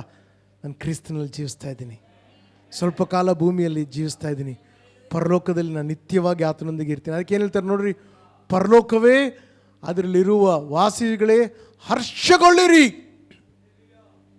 ಹರ್ಷಗೊಳ್ಳಿರಿ. ಸೈತಾನನಿಗೆ ಗೊತ್ತು ಆತನ ಸಮಯ ಸ್ವಲ್ಪವೇ ಆಗಿದೆ. ಪಾಪ ಸೈತಾನ ಸ್ವಲ್ಪ ಕಾಲನೇ ಜೀವಿಸ್ತಾನೆ. ನಾವಂತೂ ಯುಗೋನ್ ಸೆ ಯುಗೋನ್ ತಕ್ ಏಕಿ ಹೈ ರಾಜ, ತೂ ಹೈ ಮಹಾನ್ ಸರ್ವಶಕ್ತಿಮಾನ್, ಉಸ್ಕಿ ಹುಕೂಮತ್. ಎಲ್ಲ ಕಡೆ ಆತನ ರಾಜ್ಯ ಹರಡುತ್ತದೆ, ಎಲ್ಲ ಕಡೆ ಆತನ ಹುಕೂಮತ್ ಹರಡುತ್ತದೆ. ಆತನ ಏನು ಹೇಳ್ತಾನೋ ಅದು ನಡೀತದೆ. ಸೈತಾನ್ ಮರ್ಯಾದೆ ತೆಗಿಬೇಕೆಂದಿದ್ದೀನಿ ನಾನು ಇವತ್ತು. ಮರ್ಯಾದೆನೇ ಇಲ್ಲ ಆತನಿಗೆ. ಕಳ್ಳ ಆತ, ಕಳ್ಳ ಆತ. ಅವನ ತಲೆ ಜಜ್ಲಿಕ್ಕೆ ಯೇಸು ನನಗೆ ಸೇವೆ ಕೊಟ್ಟಿದ್ದಾನೆ, ನಮ್ಮೆಲ್ಲರಿಗೆ ಸೇವೆ ಕೊಟ್ಟಿದ್ದಾನೆ. ಅದಕ್ಕೋಸ್ಕರ ನಮ್ಮ ಪ್ರಾಣವನ್ನು ಪ್ರೀತಿಸಬಾರ್ದು, ಆತನಿಗೋಸ್ಕರ ಪ್ರೀತಿಸಿ, ಆತನಿಗೋಸ್ಕರ ಪ್ರೀತಿಸ್ರಿ. ಒಂದು ಊರಿನಲ್ಲಿ, ಒಂದು ದೇಶದಲ್ಲಿ ಆದಂಥ ಘಟನೆ ಏನಾಯ್ತಂದರೆ, ಅಲ್ಲಿ ದೇವಾರಾಧನೆ ಮಾಡಿಕೊಂಡ್ರೆ ಅದು ತಪ್ಪು. ಅವ್ರು ಬಂದು ಯಾವ ಟೈಮಲ್ಲಾದರೂ ಅವರು ಜನರನ್ನು ಸಾಯಿಸ್ಬೋದು. ಒಂದು ಕಡೆ ಗಮನ ಕೊಟ್ಟು ಕೇಳಿ, ಒಂದು ಕಡೆ ಆರಾಧನೆ ನಡೀತಾ ಇರುವಾಗ ಒಂದು 15-20 ಜನ ಒಂದು ಅಂಡರ್ಗ್ರೌಂಡ್ ಬಿಲ್ಡಿಂಗ್ನಲ್ಲಿ ಆರಾಧನೆ ಮಾಡ್ತಾ ಇದ್ದಾಗ ಇದ್ದಕ್ಕಿದ್ದಂತೆ ಸಡನ್ಲಿ ಒಂದು 10-12 ಜನ ಸಿಪಾಯಿಗಳು ಬಂದೂಕೆಲ್ಲ ತೊಗೊಂಡು, ಗನ್ ಎಲ್ಲ ತೊಗೊಂಡು ಬಂದು ಹೇಳಿದ್ರಂತೆ, ಏನು ಮಾಡ್ತಾ ಇದ್ದೀರಿ ನೀವು? ಏನಿಲ್ಲ, ನಾವು ಆರಾಧನೆ ಮಾಡ್ತೀವಿ, ಸುಮ್ಮನೆ ಚರ್ಚ್ಗೆ ಹೋಗ್ತೀವಿ, ನಾವು ಹೇಳ್ತೀವಲ್ಲ, ಸುಮ್ಮನೆ ಚರ್ಚ್ಗೆ ಹೋಗ್ತೀವಿ. ಇಲ್ಲ, ನಾನು ಚರ್ಚ್ಗೆ ಹೋಗಿ ನಾನು ದೇವ್ರಿಗೋಸ್ಕರ ಜೀವಿಸ್ತಾ ಇದ್ದೀನಿ, ಯೇಸಪ್ಪನ ನಂಬಿಕೆ ಇಟ್ಟಿದ್ದೀನಿ, ಆತನೇ ಮಾರ್ಗ ಸತ್ಯ ಜೀವ ಎಂದು ತಿಳಿಸ್ತೀನಿ. ಕೆಲವರು ಹೇಳಿದ್ರಂತೆ, ಇಲ್ಲ ನಾವು ಸುಮ್ಮನೆ ಇಲ್ಲಿದ್ದೀವಿ. ಅವಾಗ 12 ಮಂದಿ ಸಿಪಾಯಿಗಳು ಹೇಳಿದ್ರಂತೆ, ಯಾರು ಬದುಕಬೇಕಂದಿದ್ದೀರೋ ನಿಮ್ಮ ಕೈ ಎತ್ಕೊಂಡು ಹೇಳ್ರಿ, ಯೇಸು ದೇವರಲ್ಲ ಎಂದು ಹೇಳಿ, ಯೇಸುವನ್ನು ನಂಬಲ್ಲ ಅಂದೇಳಿ ರೂಮ್ ಬಿಟ್ಟು ನೀವು ಹೋಗ್ರಿ. ಯಾರಾದರೂ ಇಲ್ಲೇ ಇದ್ದುಕೊಂಡು ಯೇಸುವೇ ದೇವರು, ಯೇಸುವೇ ಒಡೆಯನೆ ಅಂತ ಹೇಳಿದ್ರೆ ನಿಮ್ಮನ್ನು ನಾವು ಸುಟ್ಟಾಕ್ತೀವಿ ಅಂತ ಹೇಳಿದಾಗ ಆ 25 ಮಂದಿಯಲ್ಲಿ ಸುಮಾರು ಒಂದು 15 ಮಂದಿ ಹೋಗ್ಬಿಟ್ರಂತೆ. ಹಂಗೆ ಇಲ್ಲಿ ಇವತ್ತು ಬಂದರೆ ಎಷ್ಟು ಜನ ಓಡ್ತಿರೋ ಗೊತ್ತಿಲ್ಲ ನನಗೆ. ನಾನಂತೂ ಇಲ್ಲೇ ನಿಂತಿರ್ತೀನಿ. ಒಳಗೆ ಪ್ರಶ್ನೆ ಬರ್ತಾ ಇದೆ, ಎಲ್ಲ ಕೇಳ್ಕೊಳ್ರಿ. ಆ ಪ್ರಶ್ನೆ, ಆ ರಾತ್ರಿ ಪ್ರಶ್ನೆ ನಿಮ್ಮ ನಿದ್ರೆಯನ್ನು ಗೆಡಿಸ್ಲಿ ಅದು. 15 ಮಂದಿ ಓಡ್ಬಿಟ್ರಂತೆ. ಈ 12 ಮಂದಿ ಏನು ಮಾಡಿದ್ರು ಗೊತ್ತಾ? ಹೋಗಿ ಎಲ್ಲ ಬಾಗಿಲನ್ನು ಹಾಕ್ಬಿಟ್ರಂತೆ. ಈ ಮಂದಿ ಅಂದ್ಕೊಂಡ್ರೆ ಈಗ ನಾವು ಸಾಯ್ತೀವಿ ಅನ್ನೋ. ಆ 12 ಮಂದಿ ಹೇಳಿದ್ರಂತೆ, ಇಲ್ಲ, ನಾವು ಕೂಡ ವಿಶ್ವಾಸಿಗಳೇ, ಈ ಕಪಟಿಗಳನ್ನೆಲ್ಲ ಹೊರಗಾಗ್ಬಿಟ್ಟು ನಿಜವಾದ ವಿಶ್ವಾಸಿಗಳ ಜೊತೆಗೆ ನಾವೆಲ್ಲರೂ ದೇವರ ಆರಾಧನೆ ಮಾಡೋಣ. ಅದಕ್ಕೆ ಅವ್ರನ್ನೆಲ್ಲರ ಕಪಟಿಗಳು, ಡೋಂಗಿಗಳನ್ನೆಲ್ಲ ಹೊರಗಾಗ್ಬಿಟ್ಟಿವಿ. ಕಷ್ಟ ಬಂದಾಗ ಗೊತ್ತಾಗ್ತೈತೆ ರೀ ಯಾರು ನಿಜವಾಗ್ಲೂ ಯೇಸು ನಂಬ್ತಾರೆ. ಪ್ರಾಣ ಬಿಡಬೇಕಂದಾಗ ಆವಾಗಲೂ ಕ್ರಿಸ್ತನಲ್ಲಿ ಜೀವಿಸುವೆ ಹೇಳ್ತೀಯಾ? ಶಿಲುಬೆಯ ಹೊತ್ತು ನಾನು ಹೋರುವೆನು ಎಂಬುದಾಗಿ ಅವಾಗ ಹೇಳಲಿಕ್ಕೆ ಸಿದ್ಧರಾಗಿದ್ದೀರಾ? ಏನು ಮಾಡಬೇಕು ನಾವೀಗ? ಭಾಳ ಸಿಂಪಲ್. ಏನಂತ ನೋಡ್ರಿ, ಯಾಕೋಬ್ 4:7 ದೇವರಿಗೆ ವಿಧೇಯರಾಗಿರಿ, ಸೈತಾನನನ್ನು ಎದುರಿಸಿರಿ, ಅವನು ಸಂಕಟದಿಂದ ನಿಮ್ಮನ್ನು ಬಿಟ್ಟು ಅವನು ಓಡಿ ಹೋಗ್ತಾನೆ. ಸೈತಾನ್ ಬಗ್ಗೆ ನೀವು ತಲೆ ಕೆಡಿಸ್ಕೊಳ್ಳೇಬೇಡ್ರಿ. ನಿಮ್ಮ ಜೀವಿತವನ್ನು ದೇವರಿಗೆ ಒಪ್ಪಿಸ್ಕೊಡ್ತಾ ಇರ್ರಿ. ಪ್ರಾರ್ಥನೆ ಮಾಡಿರಿ ದಿನಾಲು, ಬೈಬಲ್ ಓದ್ರಿ ದಿನಾಲು, ಆರಾಧನೆ ಮಾಡಿರಿ ದಿನಾಲು, ಕೈ ಎತ್ತಬೇಡ್ರಿ. ಆದರೆ ನೀವು ಇವತ್ತು ಕೇಳಿಕೊಳ್ಳ್ರಿ, ಎಷ್ಟು ಜನರಿಗೆ ದಿನಾಲು ಬೈಬಲ್ ಓದೋದು ದೊಡ್ಡ ಕಷ್ಟವಾಗಿದೆ? ಕೈ ಎತ್ತಬೇಡ್ರಿ ಪ್ಲೀಸ್. ಯಾರು ಕೈ ಎತ್ತಬಾರ್ದು? Reading Bible is a challenge for ಅಸ್ನ. ಕಷ್ಟ ಆಗ್ಬಿಟ್ಟೈತೆ ನಮಗೆ ಬೈಬಲ್. ಆ ಬೈಬಲ್ನಲ್ಲಿ ಆತ್ಮ, ಸತ್ಯ, ಜೀವವಿದೆ. ಆ ಜೀವ ನಮ್ಮೊಳಗೆ ಬರ್ತತೆ. ಯಾವ ಅನಾರೋಗ್ಯ ಇರಲಿಕ್ಕಾಗಲ್ಲ, ಬಡತನ ಇರೋಕ್ಕಾಗಲ್ಲ. ರೋಗಕ್ಕೆ ನನ್ನಲ್ಲಿ ಸ್ಥಳವೇ ಇಲ್ಲ, ಶಾಪಕ್ಕೂ ನನ್ನಲ್ಲಿ ಸ್ಥಳವೇ ಇಲ್ಲ. ಕ್ರೂಜೆಯಲ್ಲೇಸು ಇದೆಲ್ಲ ಹೊತ್ತನ್ನು ಜಯಶಾಲಿಯಾದೇನಲ್ಲ, ನಾ ಜಯಶಾಲಿಯಾದೇನಲ್ಲ. ಈ ಲೋಕ ಜೀವಿತದಿ ಬಹುಶೋಧನೆ ಬಂದಿರಲು ಎಸದೆ ನಾ ಎದೆಗೊಳ್ಳದೆ ಜಯಶಾಲಿಯಾದೇನಲ್ಲ. ಯಾವಾಗ ಜಯಶಾಲಿ ಆಗ್ತೀರಿ ಗೊತ್ತಾ? ಮರಣಕ್ಕಿಂತಲೂ ಹೆಚ್ಚಾಗಿ ಆತನನ್ನು ಪ್ರೀತಿಸೋದು. ಹಲ್ಲೆಲೂಯಾ. ಮಾರ್ಕ್ 4:15 ಏನು ಬರೆದಿದೆ ಅಂದರೆ, ವಾಕ್ಯವು, ನೆಕ್ಸ್ಟ್ ಒನ್, ವಾಕ್ಯವು ಬಿತ್ತಲ್ಪಟ್ಟು ಅವರು ಅದನ್ನು ಕೇಳಿದ ಕೂಡಲೇ ಸೈತಾನನು ಬಂದು ಅವ್ರ ಹೃದಯದಲ್ಲಿ ಬಿತ್ತಲ್ಪಟ್ಟಂಥ ವಾಕ್ಯವನ್ನು ತೆಗೆದು ಬಿಡ್ತಾನೆ. ಸೈತಾನ್ಗೆ ಗೊತ್ತು, ನನ್ನ ಕಡೆ ನೋಡಿ ಪ್ಲೀಸ್, ಸೈತಾನ್ಗೆ ಗೊತ್ತು, ಅಂಜುತ್ತಾನೆ. ದೇವರ ವಾಕ್ಯ ಬೀಜ ನಿಮ್ಮ ಹೃದಯದಲ್ಲಿ ಬಿದ್ದರೆ ಅದು ಫಲ ಕೊಡ್ತದೆ. ನೀವು ಅಕ್ಕಿ ಹಾಕಿದರೆ ಅಕ್ಕಿ ಬೆಳೀತದೆ, ಶೇಂಗಾ ಹಾಕಿದರೆ ಶೇಂಗಾ ಬೆಳೀತದೆ. ಸ್ವಸ್ಥತೆ ವಾಕ್ಯ ನಿನ್ನೊಳಗೆ ಬಂದರೆ ನಿನಗೆ ಸ್ವಸ್ಥತೆ ಆಗ್ತದೆ. ನಿನ್ನಲ್ಲಿ ಅಭಿವೃದ್ಧಿ ಬಂದರೆ ನಿನಗೆ ಅಭಿವೃದ್ಧಿ ಆಗ್ತದೆ. ಹಲ್ಲೆಲೂಯಾ. ಅದಕ್ಕೆ ಬಿದ್ದ ತಕ್ಷಣವೇ ಬೀಜವನ್ನು ತೆಗೆದು ಬಿಡ್ತಾನೆ. ಅನೇಕರು ಹೇಳ್ತಾರೆ, ನಾ ಬೈಬಲ್ ಓದ್ತೀನಿ ರೀ, ನೆನಪೇ ಇರಲ್ರಿ. ಯಾಕ್ರಿ? ಎಷ್ಟು ತಾಸು tick talk, WhatsApp, status. Hallelujah. ಮೊನ್ನೆ ಯೂತ್ ಕ್ಯಾಂಪ್ಗೆ ಹೋಗಿದ್ದೆ ಹೋದ ವಾರ. ಅಲ್ಲಿ ಸಡನ್ಲಿ ಒಬ್ಬರಿಗೆ ಕೇಳಿದೆ, ನಿಮ್ಮ ಫೋನ್ ಕೊಡು. ಆ ಯೂಸ್ದು ಫೋನ್ ಇರಲಿಲ್ಲ ಬಿಡ್ರಿ. ಯೂತ್ ಕ್ಯಾಂಪ್ಗೆ 2 ದಿನ ಎಲ್ಲರದ್ದು ಫೋನನ್ನು ನಾವು ತೆಗೆದಿಟ್ಕೊಂಡು ಬಿಟ್ಟಿದ್ವಿ. 2 ದಿನ ಆದಮೇಲೆ ಎಲ್ಲರೂ ಕೊಟ್ಟಿದ್ವಿ.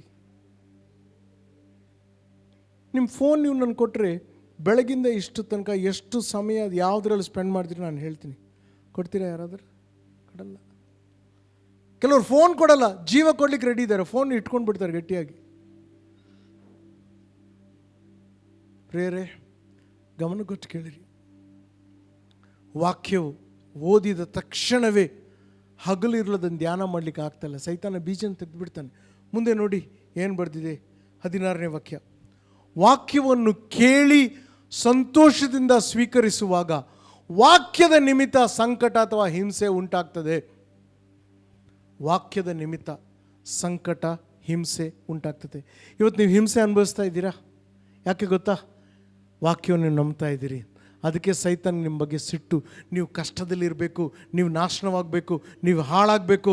ಸೈತಾನ್ಗೆ ಇಷ್ಟ ಕಳ್ಳತನ ಮಾಡಲು, ಕೊಲೆ ಮಾಡಲು, ನಾಶನ ಮಾಡೋದು ಹೊರತು ಇನ್ನು ಯಾವುದಕ್ಕೂ ಬರುವುದಿಲ್ಲ.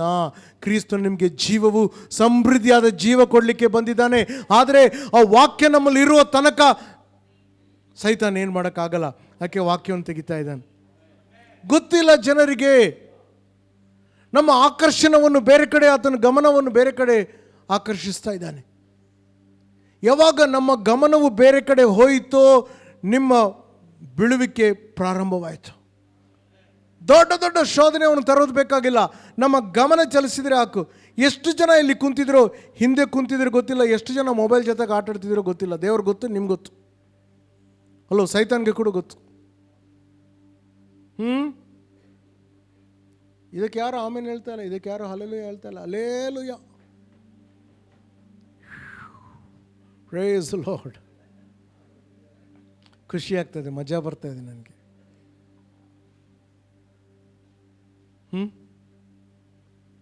ಆ ವಾಕ್ಯ 100% ಫಲ ಕೊಡ್ತದೆ. ಗಮನ ಕೊಟ್ಟು ಕೇಳ್ರಿ ಪ್ಲೀಸ್. ಕೆಲವು ವಿಶೇಷವಾದ ಕೂಟಗಳಿಗೆಲ್ಲ ನಮ್ಗೆ ಹೋಗ್ಲಿಕ್ಕೆ ಆಸೆ ಇದೆ. ಹೋಗೋ ತಪ್ಪನ್ನು ನಾನು ಹೇಳ್ತಾ ಇಲ್ಲ. ವಿಶೇಷವಾದ ಕೂಟಗಳಲ್ಲಿ ದೇವರ ಸಂಗಡ ನಮಗೆ ಎನ್ಕೌಂಟರ್, ಒಂದು ಸಂದರ್ಶನ ಆಗ್ತದೆ. ದೇವರು ನಾವು ಎದುರು ನೋಡ್ತೇವೆ, ತಪ್ಪಿಲ್ಲ.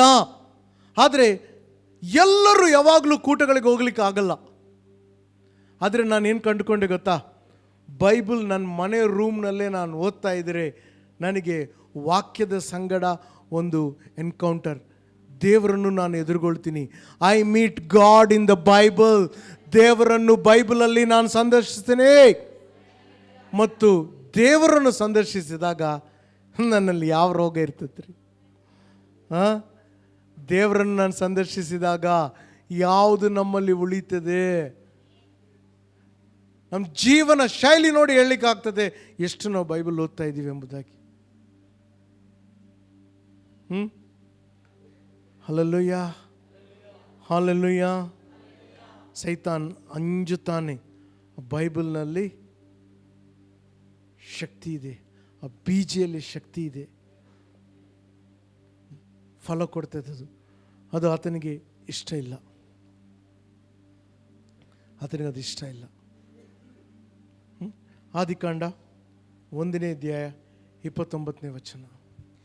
ದೇವರು ನೋಡು, ಬೀಜ ಬಿಡುವ ಪ್ರತಿಯೊಂದು ಸಸ್ಯವನ್ನು, ಬೀಜ ಬಿಡುವ ಮರದ ಫಲವಿರುವ ಪ್ರತಿಯೊಂದು ಮರವನ್ನು ನಾನು ನಿನಗೆ ಕೊಟ್ಟಿದ್ದೇನೆ, ಅದು ನಿಮಗೆ ಆಹಾರವಾಗಿರುತ್ತದೆ. ನನ್ನ ಕಡೆ ನೋಡ್ರಿ. ದೇವರು ಏನಾದರೂ ನಮ್ಮ ಜೀವನದಲ್ಲಿ ಮಾಡಬೇಕಂದ್ರೆ ವಾಕ್ಯದ ಮುಖಾಂತರವಾಗಿಯೇ ಮಾತಾಡ್ತಾನೆ. ರಕ್ಷಣೆಗೋಸ್ಕರ ದೇವರು ಏನು ಮಾಡಿದನು ರೀ? ನನ್ನ ಕಡೆ ನೋಡಿ ಪ್ಲೀಸ್. ಮನುಷ್ಯರ ರಕ್ಷಣೆಗೋಸ್ಕರ ದೇವರು ಏನು ಮಾಡಿದನು ಹೇಳ್ರಿ ಯಾರಾದರೂ? ವಾಕ್ಯವೆಂಬಾತವನು ಶರೀರಧಾರಿಯಾಗಿ ಈ ಲೋಕಕ್ಕೆ ಬಂದನು. ನಾವು ಯೇಸುವನ್ನು ಕಂಡೆವು, ನಾವು ಯೇಸುವನ್ನು ಕಂಡೆವು. ವಾಕ್ಯವೆಂಬಾತನು. ಇವತ್ತು ನಿಮ್ಮ ಲೈಫಲ್ಲಿ ಏನಾದರೂ ಆಗಬೇಕಾ? ಬೈಬಲ್ ತೆಗೀರಿ. ಎಷ್ಟು ದಿನ ಆಯಿತು ಬೈಬಲ್ ಓದಿ? ಕೈ ಎತ್ತಬೇಡ್ರಿ. ಇಲ್ಲಿ ಬರೋ ಮುಂಚೆ ಎಷ್ಟು ಜನ ಇವತ್ತು ಬೈಬಲ್ ಓದಿದಿರಿ? ಕೈ ಎತ್ತಬೇಡ್ರಿ, ಕೈ ಎತ್ತಬೇಡ್ರಿ. ನಮ್ಮ ಮುಖಗಳು ನೋಡಿ ಗೊತ್ತಾಗ್ತದೆ ಎಷ್ಟು ಜನ ಓದಿದ್ದಾರೆ ಓದಿಲ್ಲ ಅಂದೇಳಿ.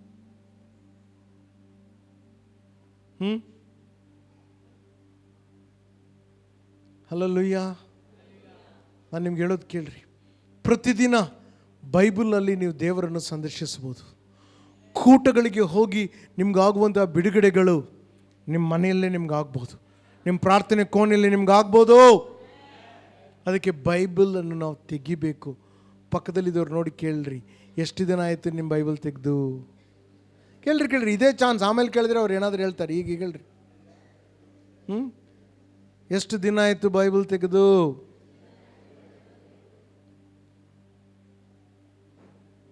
ಹಲ್ಲೆಲೂಯಾ. ಪ್ರತಿಯೊಂದು ಬೀಜೆಯಲ್ಲಿ ಕ್ಷಮತೆ ಇದೆ. 1 ಕೊರಿಂಥಿ 15:38. 1 ಕೊರಿಂಥಿ 15:38.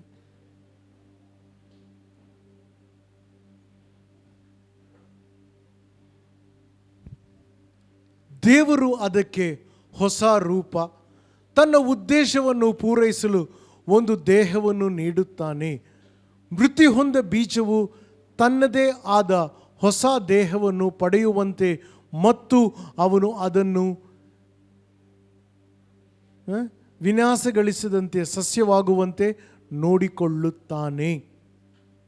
ದೇವರು ಅದಕ್ಕೆ ಹೊಸ ರೂಪ. ನಾವು ಹಾಡ್ತೀವಲ್ಲ, ರೂಪಾಂತರಗೊಳಿಸಯ್ಯ. ದೇವ್ರು ಹೇಳ್ತಾನೆ, ಮೊದಲು ಸಾಯಿ ನೀನು.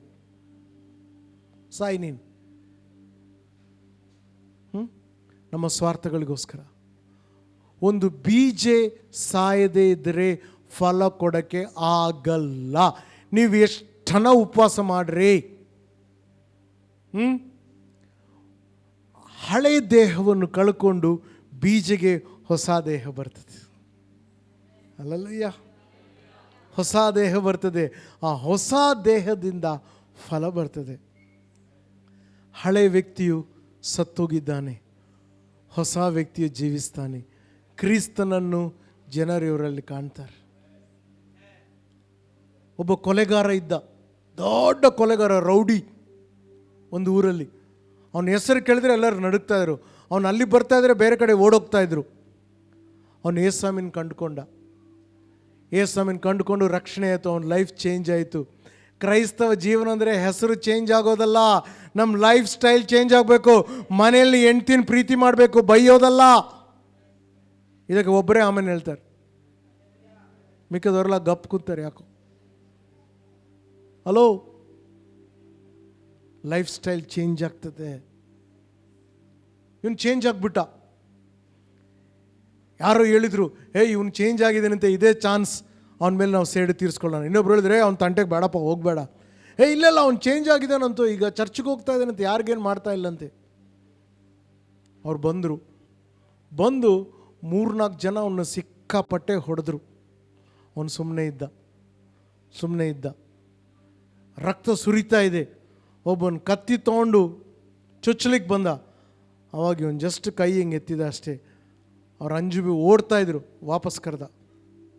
ನೋಡ್ರಿ, ನನ್ನ ಮುಂದೆ ಬರಲಿಕ್ಕೇ ಎಲ್ಲರೂ ಹೆದರ್ತಾ ಇದ್ದೀರಿ, ಆದರೆ ಇವತ್ತು ನೀವೆಲ್ಲರೂ ಬದುಕಿದ್ದೀರಿ ಅಂದರೆ ಅದಕ್ಕೆ ಕಾರಣ ಯೇಸು ಸ್ವಾಮಿ.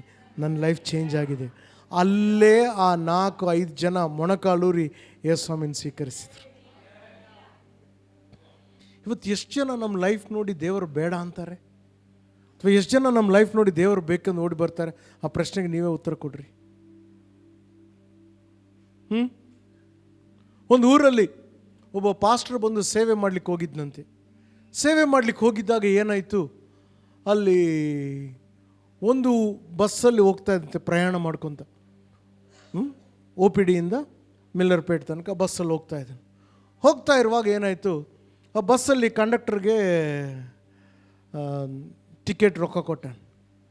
ಸೊ ಟಿಕೆಟ್ ಕೊಟ್ಟಾಗ ಕಂಡಕ್ಟರ್ ವಾಪಸ್ ಕೊಟ್ಟಿದ್ದ ಚೇಂಜ್ನಲ್ಲಿ 5 ರೂಪಾಯಿ ಎಕ್ಸ್ಟ್ರಾ ಕೊಟ್ಬಿಡ್ತಾರೆ.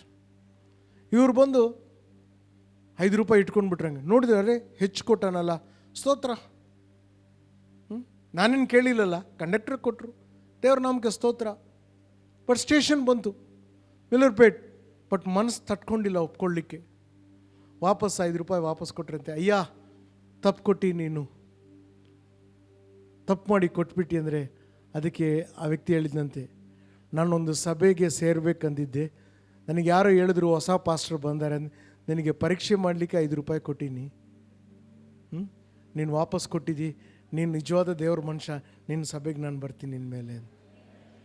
ಎಷ್ಟು ಜನ ನಮ್ಮ ಜೀವನ ನೋಡಿ ದೇವರ ಹತ್ರ ಬರ್ತಾರೆ, ಅಥವಾ ನಮ್ಮ ನಿದ್ದೆಯೆಲ್ಲ ಹೋಗ್ಬೇಕ್ರಿ? ಎಷ್ಟು ಜನ ಇವತ್ತು 2 ವಿಷಯಗಳನ್ನು ಹೇಳಿ ನಾವು ಪ್ರಾರ್ಥಿಸ್ಕೊಳ್ಳೋಣ. ಸಿದ್ಧರಾಗಿರಿ. ಅಪೊಸ್ತಲ ಕೃತ್ಯ 28ನೇ ಅಧ್ಯಾಯ. ಅಪೊಸ್ತಲ ಕೃತ್ಯ 28. ಪೌಲನು ಬಂದು ಮೆಲಿತಿಯಮ್ ಅಂತ ಒಂದು ದ್ವೀಪಕ್ಕೆ ಬಂದಾಗ ಅಲ್ಲಿ ಏನಾಗ್ತಾ ಇದೆ, ಬಹಳಷ್ಟು ಮಳೆ ಬರ್ತಾ ಇದೆ, ಚಳಿ, ಭಾಳ ಚಳಿ ಮಳೆ. ನಿನ್ನೆ 2 ದಿನ ಯಾಕೋ ಬೆಳ್ಳಾರಿ ಭಾಳ ಚಳಿ ಅನಿಸ್ತಾ ಇತ್ತು. ನಿನ್ನೆ ಮೊನ್ನೆ ಭಾಳ, ಇವತ್ತು ಸ್ವಲ್ಪ ಚಲೋ ಐತಿ. ನಿನ್ನೆ ಮೊನ್ನೆ ಭಾಳ ಚಳಿ ಅನಿಸ್ತಾ ಇತ್ತು. ಚಳಿ ಮಳೆ ಇದ್ದಾಗ ಆ ಊರಿನ ಮಂದಿ ಏನು ಮಾಡಿದ್ರಂತೆ, ಅವರು ಬೆಂಕಿಯನ್ನು ಹಾಕಿದರು ಅಂತ. ಬೆಂಕಿಯನ್ನು ಹಾಕಿದರು. ಆ ಊರಿನ ಜನರು, 1ನೇ ವಾಕ್ಯದಲ್ಲಿ ಬರ್ತಿದೆ, ಪೌಲನಿಗೋಸ್ಕರ ಅವರು ಬೆಂಕಿಯನ್ನು ಹಾಕಿದಂತೆ. 2ನೇ ವಾಕ್ಯ ನೋಡ್ರಿ, ಜನರು ಬೆಂಕಿಯನ್ನು ಹಚ್ಚಿದರು ಮತ್ತು ಪೌಲನು ಒಂದು ಕಟ್ಟಿನ ಕಟ್ಟಿಗೆಯನ್ನು ಕೂಡಿಸಿ ಬೆಂಕಿಯ ಮೇಲೆ ಹಾಕಿದನು. ಇಲ್ಲಿ ನೋಡ್ರಿ, ಬೆಂಕಿಯನ್ನು ದೇವರು ಹುಟ್ಟಿಸ್ತಾನೆ. ಮೀಟಿಂಗ್ಸ್ಗೆ ಹೋದಾಗ, ಕೂಟಗಳಿಗೆ ಹೋದಾಗ, ಇಂಥ ಆರಾಧನೆಗೆಲ್ಲ ಬಂದಾಗ ದೇವರು ಬೆಂಕಿಯನ್ನು ಹುಟ್ಟಿಸ್ತಾನೆ.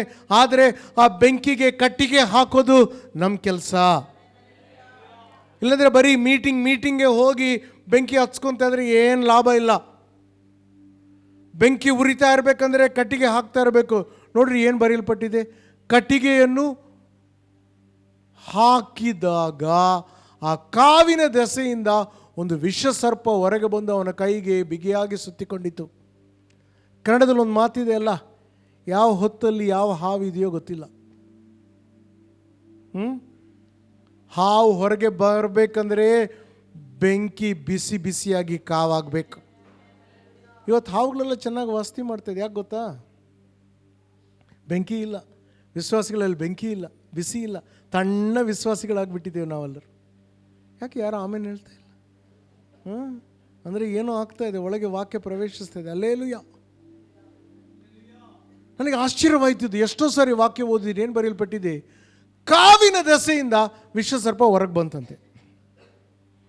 ಸೈತಾನ ಓಡಿಸ್ಲಿಕ್ಕೆ ಪ್ರಯತ್ನ ಮಾಡಬೇಡ, ಬೆಂಕಿಯಲ್ಲಿ ಉರಿತಾ ಇರು. ನಿನ್ನನ್ನು ಕಾಡಿಸುವ ಪ್ರತಿ ಸೈತಾನ್ ಹೊರಗೆ ಬಂದ್ಬಿಡ್ತಾನೆ. Amen, hallelujah, hallelujah. ಬಂದ ಎಂದೇಳಿ ಅಂಜಿಕೊಂಡು ಕೂತ್ಕೋಬೇಡ. ಅವನೇನು ಮಾಡಿದ? ಆಗ ಅವನು ಆ ಸರ್ಪವನ್ನು ಬೆಂಕಿಯೊಳಗೆ ಜಾಡಿಸ್ಬಿಟ್ಟನು. ಎಲ್ಲರೂ ಹೇಳ್ರಿ, ಜಾಡಿಸ್ಬಿಟ್ಟನು. ಪಕ್ಕದಲ್ಲಿ ಕೂತವ್ರು ನೋಡಿ ಹೇಳ್ರಿ, ಜಾಡಿಸ್ಬಿಡು, ಜಾಡಿಸ್ಬಿಡು. ಹಲೋ, ಇಲ್ಲಿ ನೋಡಿ, ಜಾಡಿಸ್ಬೇಕಂದ್ರೆ ಬೆಂಕಿ ಇರಬೇಕಿಲ್ಲಂದ್ರೆ ಅದು ಜಾಡಿಸಿದ್ರು ಅದು ಸಾಯಲ್ಲ. ಬೆಂಕಿ ಉರಿತಾ ಇದೆಯಾ ಇವತ್ತು? ಕ್ರಿಸ್ತನಿಗಾಗಿ ಬೆಂಕಿ ಉರಿತಾ ಇದೆಯಾ?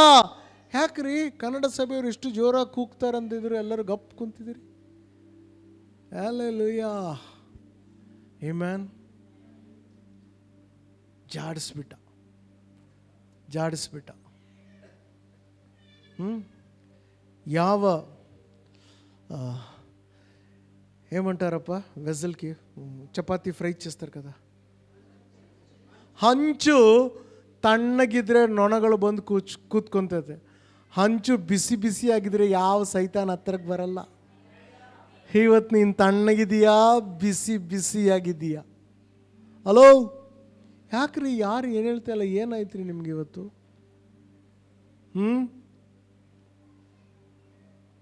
ಜಾಡಿಸ್ಬಿಟ್ಟಂತೆ. ಯಾರು? ಪಾಸ್ಟರ್ ಜಾಡಿಸ್ಬಿಟ್ಟಿಲ್ಲ. ಯಾವ ಸರ್ಪ ನಿಮ್ಗೆ ಸುತ್ಕೊಂತೋ ಅದೇ ಸರ್ಪವನ್ನು ನೀನು ಜಾಡಿಸ್ಬೇಕು. ಯಾಕಂದರೆ ಸರ್ಪಗಳನ್ನು, ಹಾವುಗಳನ್ನು, ಚೇಳುಗಳನ್ನು ತುಳಿಯುವ ವೈರಿಯ ಸಕಲ ಕಾರ್ಯಗಳ ಮೇಲೆ ನಾನು ನಿನಗೆ ಅಧಿಕಾರವನ್ನು ಕೊಟ್ಟಿದ್ದೇನೆ, ಯಾವುದೋ ನಿನಗೆ ಹಾನಿ ಮಾಡುವುದಿಲ್ಲ ಎಂದು ಏಸಪ್ಪ ಹೇಳಿದಾನೆ. ಹಲ್ಲೆಲೂಯ. ಸುಲಭ ಸುಲಭ, ಜಾಡಿಸ್ಬಿಡ್ರಿ. ಬೆಂಕಿ ಉರಿತಾ ಇರಬೇಕು. ಬೆಂಕಿ ಉರಿತಾ ಇರಬೇಕು. ನಾವೇನು ಮಾಡಬೇಕಂತ ಹೇಳಿ ಪ್ರಾರ್ಥನೆ ಮಾಡಿಕೊಳ್ಳೋಣ. ಸಿದ್ಧವಾಗಿರಿ. ಕರ್ತನ ಬಲವಾದ ಸನ್ನಿಧಿ ಇದೆ. ಯಾವ ಹಾವುಗಳು ಹೊರಗೆ ಬರ್ತದೆ ಇವತ್ತು ಗೊತ್ತಿಲ್ಲ ನನಗೆ, ಆದರೆ ಕರ್ತನ ದೊಡ್ಡ ಕಾರ್ಯಗಳು ಮಾಡಲಿಕ್ಕಿದ್ದಾನೆ. ಯಾಜಕ ಕಾಂಡ 6ನೇ ಅಧ್ಯಾಯ, ಯಾಜಕ ಕಾಂಡ 6, 12, 13. ಮತ್ತು ಯಜ್ಞವೇದಿಯ ಮೇಲಿನ ಬೆಂಕಿಯು ಅದರಲ್ಲಿ ಉರಿಯುತ್ತಲೇ ಇರಬೇಕು. ಎಳರೆಳ್ರಿ, ಉರಿಯುತ್ತಲೇ ಇರಬೇಕು. ಪ್ಲೀಸ್, ನಾನು ಓದ್ತೀನಿ, ನನ್ನ ಕಡೆ ನೋಡ್ರಿ, ಆಮೇಲೆ ನೀವು ಮನೆಗೆ ಹೋಗಿ ಓದ್ಕೊಳ್ರಿ. ಎಲ್ಲ ಹೇಳ್ರಿ, ಉರಿಯುತ್ತಲೇ ಇರಬೇಕು. ಗಟ್ಟಿಯಾಗಿ ಹೇಳ್ರಿ, ಉರಿಯುತ್ತಲೇ ಇರಬೇಕು. ಅದು ಆರಬಾರದು. ಸ್ವಲ್ಪ ಗಟ್ಟಿಗೆ ಹೇಳ್ತೀರಾ? ಉರಿಯುತ್ತಲೇ ಇರಬೇಕು, ಆರಬಾರದು. ಅದು ಹೆಂಗ್ರಿ ಆರಬಾರ್ದು ಅಂದರೆ, ಪ್ರತಿದಿನ ಬೆಳಗ್ಗೆ ಅದರ ಮೇಲೆ ಕಟ್ಟಿಗೆಯನ್ನು ಹಾಕಬೇಕು. ಪ್ರತಿದಿನ. ಎಲ್ಲರೂ ಹೇಳ್ರಿ, ಪ್ರತಿದಿನ ಬೈಬಲ್ ಓದು, ಪ್ರಾರ್ಥನೆ ಮಾಡು, ಸ್ತುತಿ ಮಾಡು, ಆರಾಧನೆ ಮಾಡು, ಪ್ರತಿದಿನ ಮುಂಜಾನೆಯು ಮಧ್ಯಾಹ್ನವು ಸಂಜೆಯು ಯಾವಾಗಲೂ. ಯಾವಾಗ? ಮುಂಜಾನೆ, ಮಧ್ಯಾಹ್ನ, ಸಂಜೆಯು, ಯಾವಾಗಲೂ ಕಟ್ಟಿಗೆ ಹಾಕ್ತಾನೆ ಇರು, ಬೆಂಕಿ ಉರಿತಾನೆ ಇರ್ತದೆ, ಅದು ಆರಿ ಹೋಗೋದಿಲ್ಲ. ಬೆಂಕಿಯ ಕಾವಿನಿಂದ ಯಾವ ಹಾವು ಹೊರಗೆ ಬಂದರೂ ಕೂಡ ಜಾಡಿಸಿಬಿಟ್ಟು ನಾವು ಸಂತೋಷವಾಗಿ ಕ್ರಿಸ್ತನಿಗೋಸ್ಕರ ಜೀವಿಸೋಣ. ಯಜ್ಞವೇದಿಯ ಮೇಲೆಯ ಬೆಂಕಿಯು ಯಾವಾಗಲೂ ಉರಿತಾ ಇರಬೇಕು ಎಂದು ಅದು ಆರಬಾರದು. ಪ್ರಿಯರೇ, ನಮ್ಮ ಬಿಡುಗಡೆಗಾಗಿ ಕ್ರಿಸ್ತನು ಸಮಸ್ತವನ್ನು ಮಾಡಿ ಮುಗಿಸಿದ್ದಾನೆ. ಬೇರೆಯವ್ರ ಹತ್ರ ಪ್ರಾರ್ಥನೆಗೆ ಹೋಗಬಾರ್ದು ನಾನು ಹೇಳ್ತಾ ಇಲ್ಲ. ಒಂದು ಸಾರಿ ಅವ್ರು ಸಿಗದೇ ಇರುವಾಗ ಏನು ಮಾಡ್ತೀರಿ? ಸಿಗದೇ ಇರುವಾಗ ಏನು ಮಾಡ್ತೀರಿ? ಅವರು ಯಜ್ಞದ ಕುರಿಯ ರಕ್ತದ ಮುಖಾಂತರ ಮತ್ತು ಅವರ ಸಾಕ್ಷಿಯ ಮಾತಿನ ಮುಖಾಂತರ ಸೈತಾನನನ್ನು ಸಂಪೂರ್ಣವಾಗಿ ಜಯಿಸಿದರು. ಜಯವನ್ನು ಕೊಟ್ಟುಬಿಟ್ಟ ದೇವರು. ಆದರೆ ಆ ಬೆಂಕಿಯನ್ನು ನಾವು ಉರಿಯುತ್ತಾ ಇರುವಂತೆ ನಾವು ಮಾಡಬೇಕು. Hallelujah, hallelujah. ಸಿದ್ಧವಾಗಿದ್ದೀರಾ? ಬೆಂಕಿ ಉರಿಯುತ್ತಾ ಇದೀಗ. ಯಾವ ಹಾವು ಕಾವಿಗೆ ಹೊರಗೆ ಬರ್ತತೋ ಗೊತ್ತಿಲ್ಲ. ಜಾಡಿಸಲು ಸಿದ್ಧವಾಗಿದ್ದೀರಾ? ಕರ್ತನ ಸನ್ನಿಧಿಯಲ್ಲಿ ಎದ್ದು ನಿಂತುಕೊಳ್ಬಿಡೋಣ. ಓ ರೇಬಾಲನ ಶಕರಿ ಅಂದ ರೇಬಾಲನ ಮ ಶಕರ ಬಾಲನ ಓ ರಿ ಅಂದ ರೇಬಾಲನ ಮಮ ಮಮ ಮಮ ಮಮ ಮ ಶಿಖರ ಮಲನ ಮಲ ಮಮ ಮಮ ಮಮ ಮ.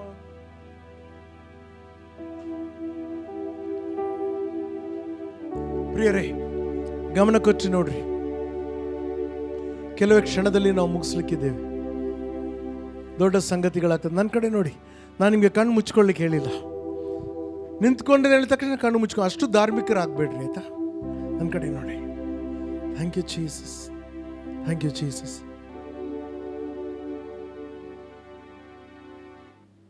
ಶಖರಿ ಅಬಲನ ಸಂದ ರೇಬಲನ ಮಸಂದೆ. ಹಲ್ಲೆಲೂಯಾ. ಅವ್ರ ಜೀವವನ್ನು ಪ್ರೀತಿಸಲಿಲ್ಲ. ಮರಣ ಬಂದರೂ ಜೀವನ ಪ್ರೀತಿಸಲಿ. ಯಾಕೆ ಗೊತ್ತಾ? ನಮ್ಮ ಜೀವವು ಕ್ರಿಸ್ತನಲ್ಲಿ ಗುಪ್ತವಾಗಿ ಅಡಗಿಸಲ್ಪಟ್ಟಿದೆ. ಮರಣಕ್ಕೋಸ್ಕರ ಜೀವಿಸೋದು ಬೇಡ. ಸಂಪೂರ್ಣವಾಗಿ ನಮ್ಮನ್ನು ನಾವು ದೇವರಿಗೆ ಸಮರ್ಪಿಸಿಕೊಳ್ಳೋಣ. ಸಂಪೂರ್ಣವಾಗಿ ನಮ್ಮನ್ನು ನಾವು ದೇವರಿಗೆ ಸಮರ್ಪಿಸಿಕೊಳ್ಳೋಣ. Hallelujah, amen, hallelujah. Thank you Jesus. ಕರ್ತನ ಬಲವಾದ ಸನ್ನಿಧಿ ಸಂಚರಿಸ್ತಾ ಇದೆ. ಅನೇಕರ ಮೇಲೆ ಪವಿತ್ರಾತ್ಮನ ಸಾಮರ್ಥ್ಯ ನೀವು ಅನುಭವಿಸ್ತಾ ಇದ್ದೀರಿ. Miracles are happening. ಸ್ವಸ್ಥತೆಗಳಾಗ್ತಾ ಇದೆ. ಆತನ ಸ್ಪರ್ಶವನ್ನು ನೀವು ಅನುಭವಿಸ್ತಾ ಇರ್ಬೋದು. ಒಂಥರ ಕಾವು ಅನಿಸ್ತಾ ಇರ್ಬೋದು, ಒಂಥರ ಉಷ್ಣತೆ. ಪರಿಶುದ್ಧಾತ್ಮನ ಶಕ್ತಿ ಅದು. Thank you Jesus. ನಮ್ಮ ಮೇಲೆ ಪ್ರಿಯರೇ ಮರಣದ ಒಂದು ವಿಧಿ ಇದೆ. ಮರಣ ಬಂದರೂ ನಾವು ಆತನ ಪ್ರೀತಿಸ್ತೇವೆ. ತನ್ನ ಪ್ರಾಣವನ್ನು ಪ್ರೀತಿಸುವವನು ಕಳ್ಕೊಳ್ಳುತ್ತಾನೆ. ತನ್ನ ಪ್ರಾಣವನ್ನು ಹಗೆ ಮಾಡುವವನು ತನ್ನ ಪ್ರಾಣವನ್ನು ಕಾಪಾಡಿಕೊಳ್ಳುತ್ತಾನೆ. ಶಕರಿಯ ಬಲ ನಮ್ಮ ಶಂದರಿ ಅಂದರ ಬಲ. Hallelujah. Thank you Jesus, thank you Jesus. ರಿಬಲನ ಮಲನ ಶಂದರಿ ಅಂದರ. ತನ್ನ ಬಲವಾದ ಸನ್ನಿಧಿ ಸಂಚರಿಸ್ತಾ ಇದೆ. ನಾವು ಆತನಿಗೆ ಶರಣರಾಗೋಣ. ಸ್ವಾಮಿ, ನನ್ನ ನಿನಗೆ ಒಪ್ಪಿಸಿಕೊಡ್ತೀನಪ್ಪ. ನಾನು ನಿನಗೆ ಒಪ್ಪಿಸಿಕೊಡ್ತಾ ಇದ್ದೀನಿ ಸ್ವಾಮಿ. ದೇವರಿಗೆ ಶರಣರಾಗಿರಿ, ಸೈತಾನ ಎದುರಿಸಿರಿ. ನಿಮ್ಮನ್ನು ಬಿಟ್ಟು ಓಡಿ ಹೋಗ್ತಾನೆ. ಯಾವ ಸೈತಾನ್ಗೂ ಶಕ್ತಿ ಇಲ್ಲ ನಮ್ಮ ಮೇಲೆ. ತನ್ನ ಬಲವಾದ ಸನ್ನಿಧಿ ಸಂಚರಿಸ್ತಾ ಇದೆ. Jesus, Jesus, Jesus, Jesus.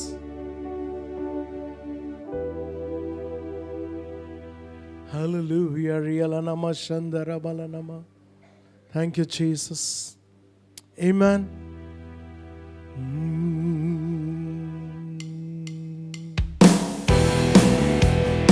Thank you, Jesus. ಕರ್ತನ ಬಲವಾದ ಸನ್ನಿಧಿ ನಮ್ಮ ಮೇಲೆ ಆವರಿಸ್ತಾ ಇದೆ. ಕ್ರಿಸ್ತನಲ್ಲಿ ಜೀವಿಸುವೆ, ನನಗೊಂದು ಜಯ ಜಯ. ಕ್ರಿಸ್ತನಲ್ಲಿ ಜೀವಿಸುವೆ. ಒಂದ್ ನಿಮಿಷ ಎಲ್ಲರೂ ಹಾಡೋಣವಾ? ಕ್ರಿಸ್ತನಲ್ಲಿ ಯಾರು ಜೀವಿಸ್ತಾ ಇದ್ದೀರಿ? ನಿಮ್ಮ ಕಣ್ಣು ತೆಗೆದು ಬಾಯಿ ತೆಗೆದು ಚಪ್ಪಾಳೆ ತಟ್ಟುತ್ತಾ ಹಾಡೋಣವಾ? ಹಲ್ಲೆಲೂಯಾ.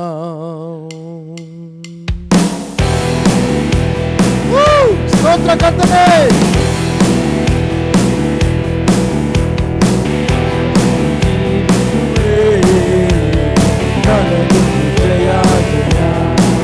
ಎಲ್ಲ ಸೇರಿ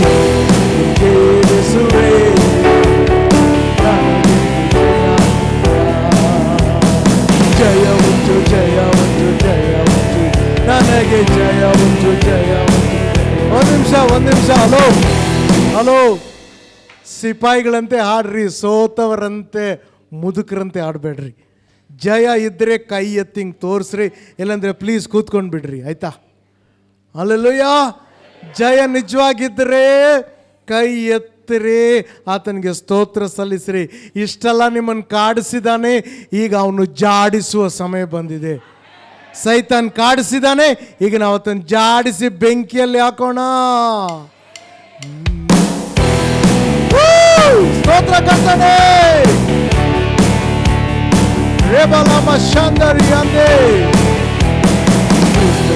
ಜೀವಿಸುವೆ, ನನಗೊಂದು ಜಯ ಜಯ. ಕ್ರಿಸ್ತನಲ್ಲಿ ಜೀವಿಸುವೆ, ನನಗೊಂದು ಜಯ ಜಯ. ಎಲ್ಲರೂ ಸೇರಿ ಜಯ ಉಂಟು. ಎಲ್ಲರೂ ಸೇರಿ ಜಯ ಉಂಟು.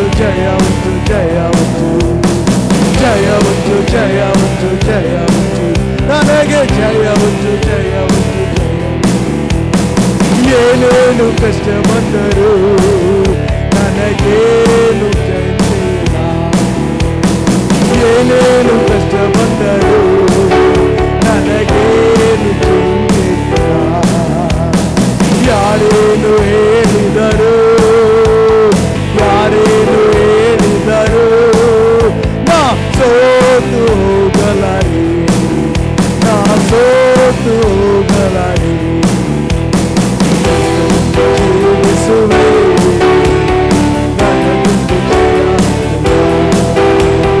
ಕ್ರಿಸ್ತನಲ್ಲಿ ಜೀವಿಸುವೆ,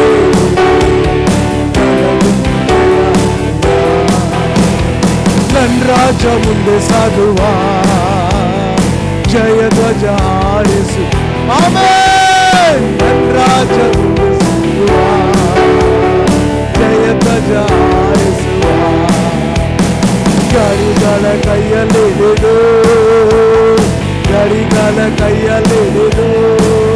ನಾ ಹೊಸನ್ನ ಹಾಡುವುದು.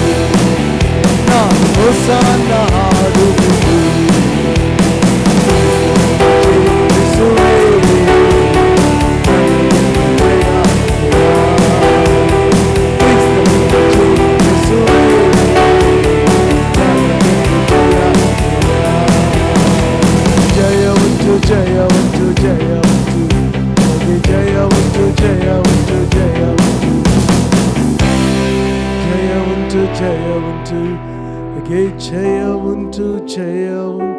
ಜಯ ಉಂಟು. ಪ್ರಿಯರೇ, ಸಂಪೂರ್ಣವಾಗಿ ಆತನಿಗೆ ಸಮರ್ಪಿಸಿಕೊಳ್ಳೋಣ. ಅವರು ಪ್ರಾಣವನ್ನು ಪ್ರೀತಿಸಿ ಅಂಟುಕೊಳ್ಳಲಿಲ್ಲ. ಇವತ್ತು ಯಾವುದಕ್ಕೆ ಅಂಟುಕೊಂಡಿದ್ದೀರಿ? ಕ್ರಿಸ್ತನಿಗೆ ಸಂಪೂರ್ಣವಾಗಿ ನಮ್ಮನ್ನು ಒಪ್ಪಿಸಿಕೊಡೋಣವಾ? ಕ್ರಿಸ್ತನಿಗೆ ಸಂಪೂರ್ಣವಾಗಿ ನಮ್ಮನ್ನು ಒಪ್ಪಿಸಿಕೊಡೋಣವಾ?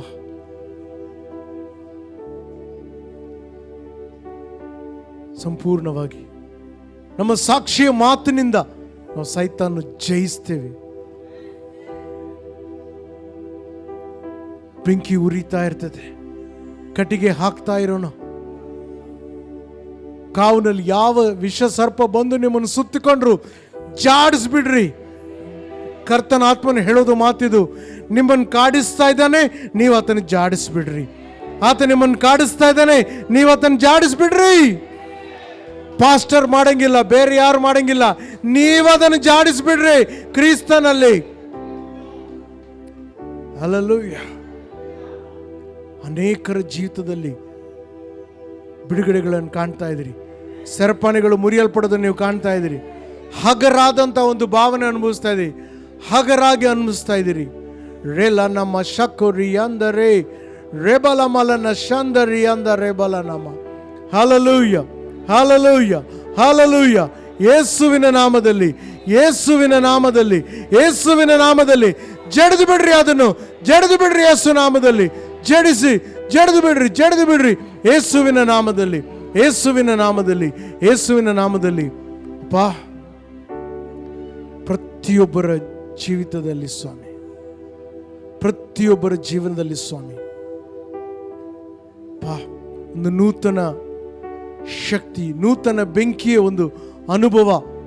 ಆ ಬೆಂಕಿಯನ್ನು ಸ್ವಾಮಿಯವರು ಉರಿಸ್ತಾ ಇರ್ತಾರೆ. ಕಟ್ಟಿಗೆಗಳು ಪ್ರತಿದಿನ ಹಾಕ್ತಾ ಇರ್ತಾರೆ.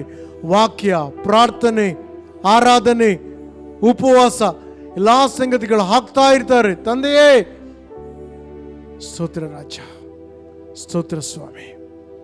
ಪ್ರತಿಯೊಬ್ಬರ ಮೇಲೆ ನಿನ್ನ ಹಸ್ತ ಬರ್ತಾ ಇದೆ. ಕರ್ತನ ಸಾಮರ್ಥ್ಯ ಬರ್ತಾ ಇದೆ ಪ್ರಿಯರೇ. ಆತನ ಹಸ್ತವು ಬರ್ತಾ ಇದೆ ಪ್ರತಿಯೊಬ್ಬರ ಮೇಲೆ. Thank you Jesus, thank you Jesus, thank you Jesus. ದುಃಖದ ಬದಲಾಗಿ ಆನಂದದ ತೈಲದಿಂದ ಆತ ನಿಮ್ಮನ್ನು ತುಂಬಿಸ್ತಾ ಇದ್ದಾನೆ. ಇಲ್ಲಿಂದ ನಾವು ಹೋಗುವಾಗ ಹೆಂಗೆ ಹೋಗ್ತೀವಿ ಗೊತ್ತಾ? ಆತನು ನಮ್ಮನ್ನು ಅದೇ ಕೆಳಗಿನ ಪರಿಸ್ಥಿತಿಯಲ್ಲಿ ಬಿಟ್ಟಿಲ್ಲ. ಆತನು ನಮ್ಮನ್ನು ಮೇಲಕ್ಕೆ ಎತ್ತಿ ಕ್ರಿಸ್ತನೊಂದಿಗೆ ನಮ್ಮನ್ನು ಕೂಡ್ರಿಸಿದ್ದಾನೆ. ಸಮಸ್ತವು ನಮ್ಮ ಪಾದದ ಕೆಳಗೆ.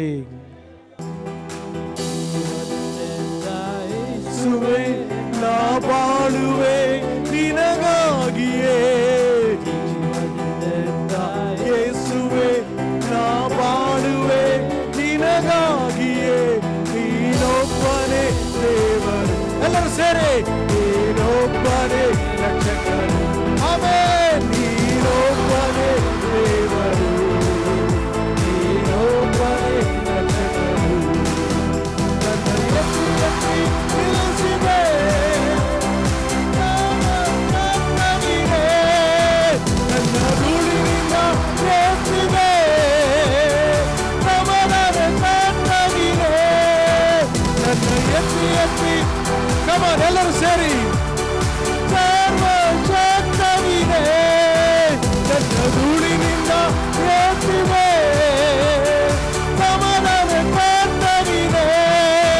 Hallelujah, hallelujah, hallelujah, hallelujah, hallelujah, hallelujah, hallelujah, hallelujah.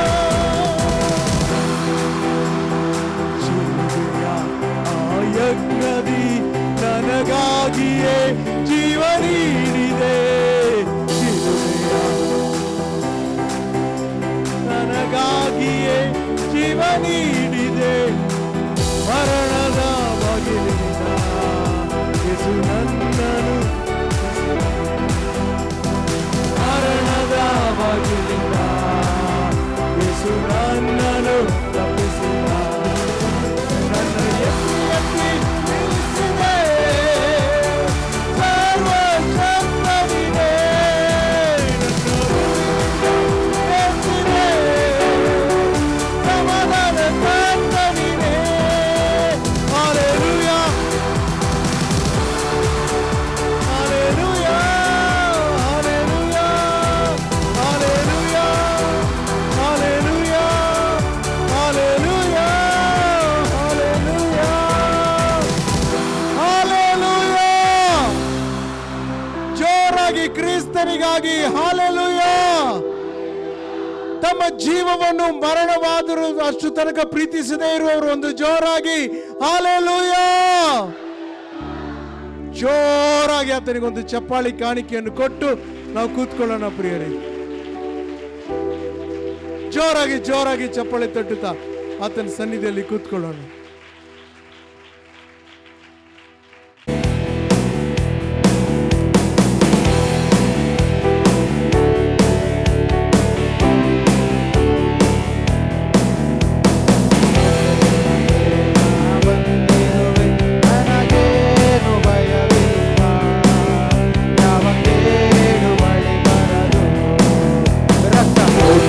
ಕೋಟೆಯೊಳಗೆ ನಾ ಬಂದಿರುವೆ, ನನಗೇನು ಭಯವಿಲ್ಲ. ಯಾವ ಕೇಡು ಬಳಿ ಬರದು, ಯೇಸುವಿನ ರಕ್ತ ನನ್ನ ಮೇಲೆ ಸೈತಾನ ಬಳಿ ಬರದು. ಯೇಸುವಿನ ರಕ್ತ ನನ್ನ ಮೇಲೆ ಸೈತಾನ ಬಳಿ ಬರದು. ಶಿಲುಬೆಯ ಮೇಲೆ ಬಲಿಯಾದ ಪಾಪವ ಜಯಿಸಿರುವ, ಶಿಲುಬೆಯ ಮೇಲೆ ಬಲಿಯಾದ ಪಾಪವ ಜಯಿಸಿರುವ ರಕ್ತ ಕೋಟೆಯೊಳಗೆ ನಾ ಬಂದಿರುವೆ, ನನಗೇನು ಭಯವಿಲ್ಲ. ಯಾವ ಕೇಡು ಬಳಿ ಬರದು. ರಕ್ತ ಕೋಟೆಯೊಳಗೆ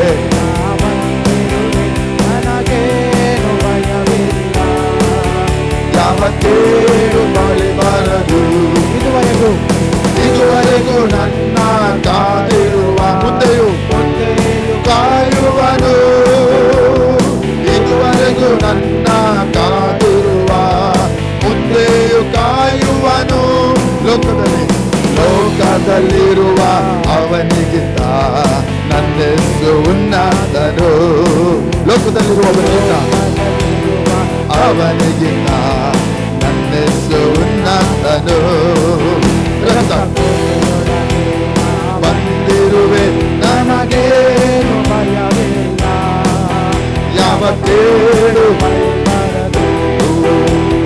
ಕೋಟೆಯೊಳಗೆ ನಾ ಬಂದಿರುವೆ, ನನಗೇನು ಭಯವಿಲ್ಲ. ಯಾವ ಕೇಡು ಪರ್ವತ ಗುಡ್ಡವು ಕದಲಿದರು, ನಿನ್ ಕೃಪೆ ಮಾರ್ಪಡದು. ಪರ್ವತ ಗುಡ್ಡವು ಕದಲಿದರು, ನಿನ್ ಕೃಪೆ ಮಾರ್ಪಡದು. ಶಾಶ್ವತ ಪ್ರೇಮದಿ ಎಳೆದುಕೊಂಡೆ, ಎದೆಗೆ ಅಪ್ಪಿಕೊಂಡೆ. ಎಳೆದುಕೊಂಡೆ, ಎದೆಗೆ ಅಪ್ಪಿಕೊಂಡೆ. ರಕ್ತ ಕೋಟೆಯೊಳಗೆ ನಾ ಬಂದಿರುವೆ, ನನಗೇನು ಭಯವಿಲ್ಲ. ಯಾವ ಕೇಡು ಬಳಿ ಬರದು. ರಕ್ತ ಕೋಟೆಯೊಳಗೆ ನಾ ಬಂದಿರುವೆ, ನನಗೇನು ಭಯವಿಲ್ಲ.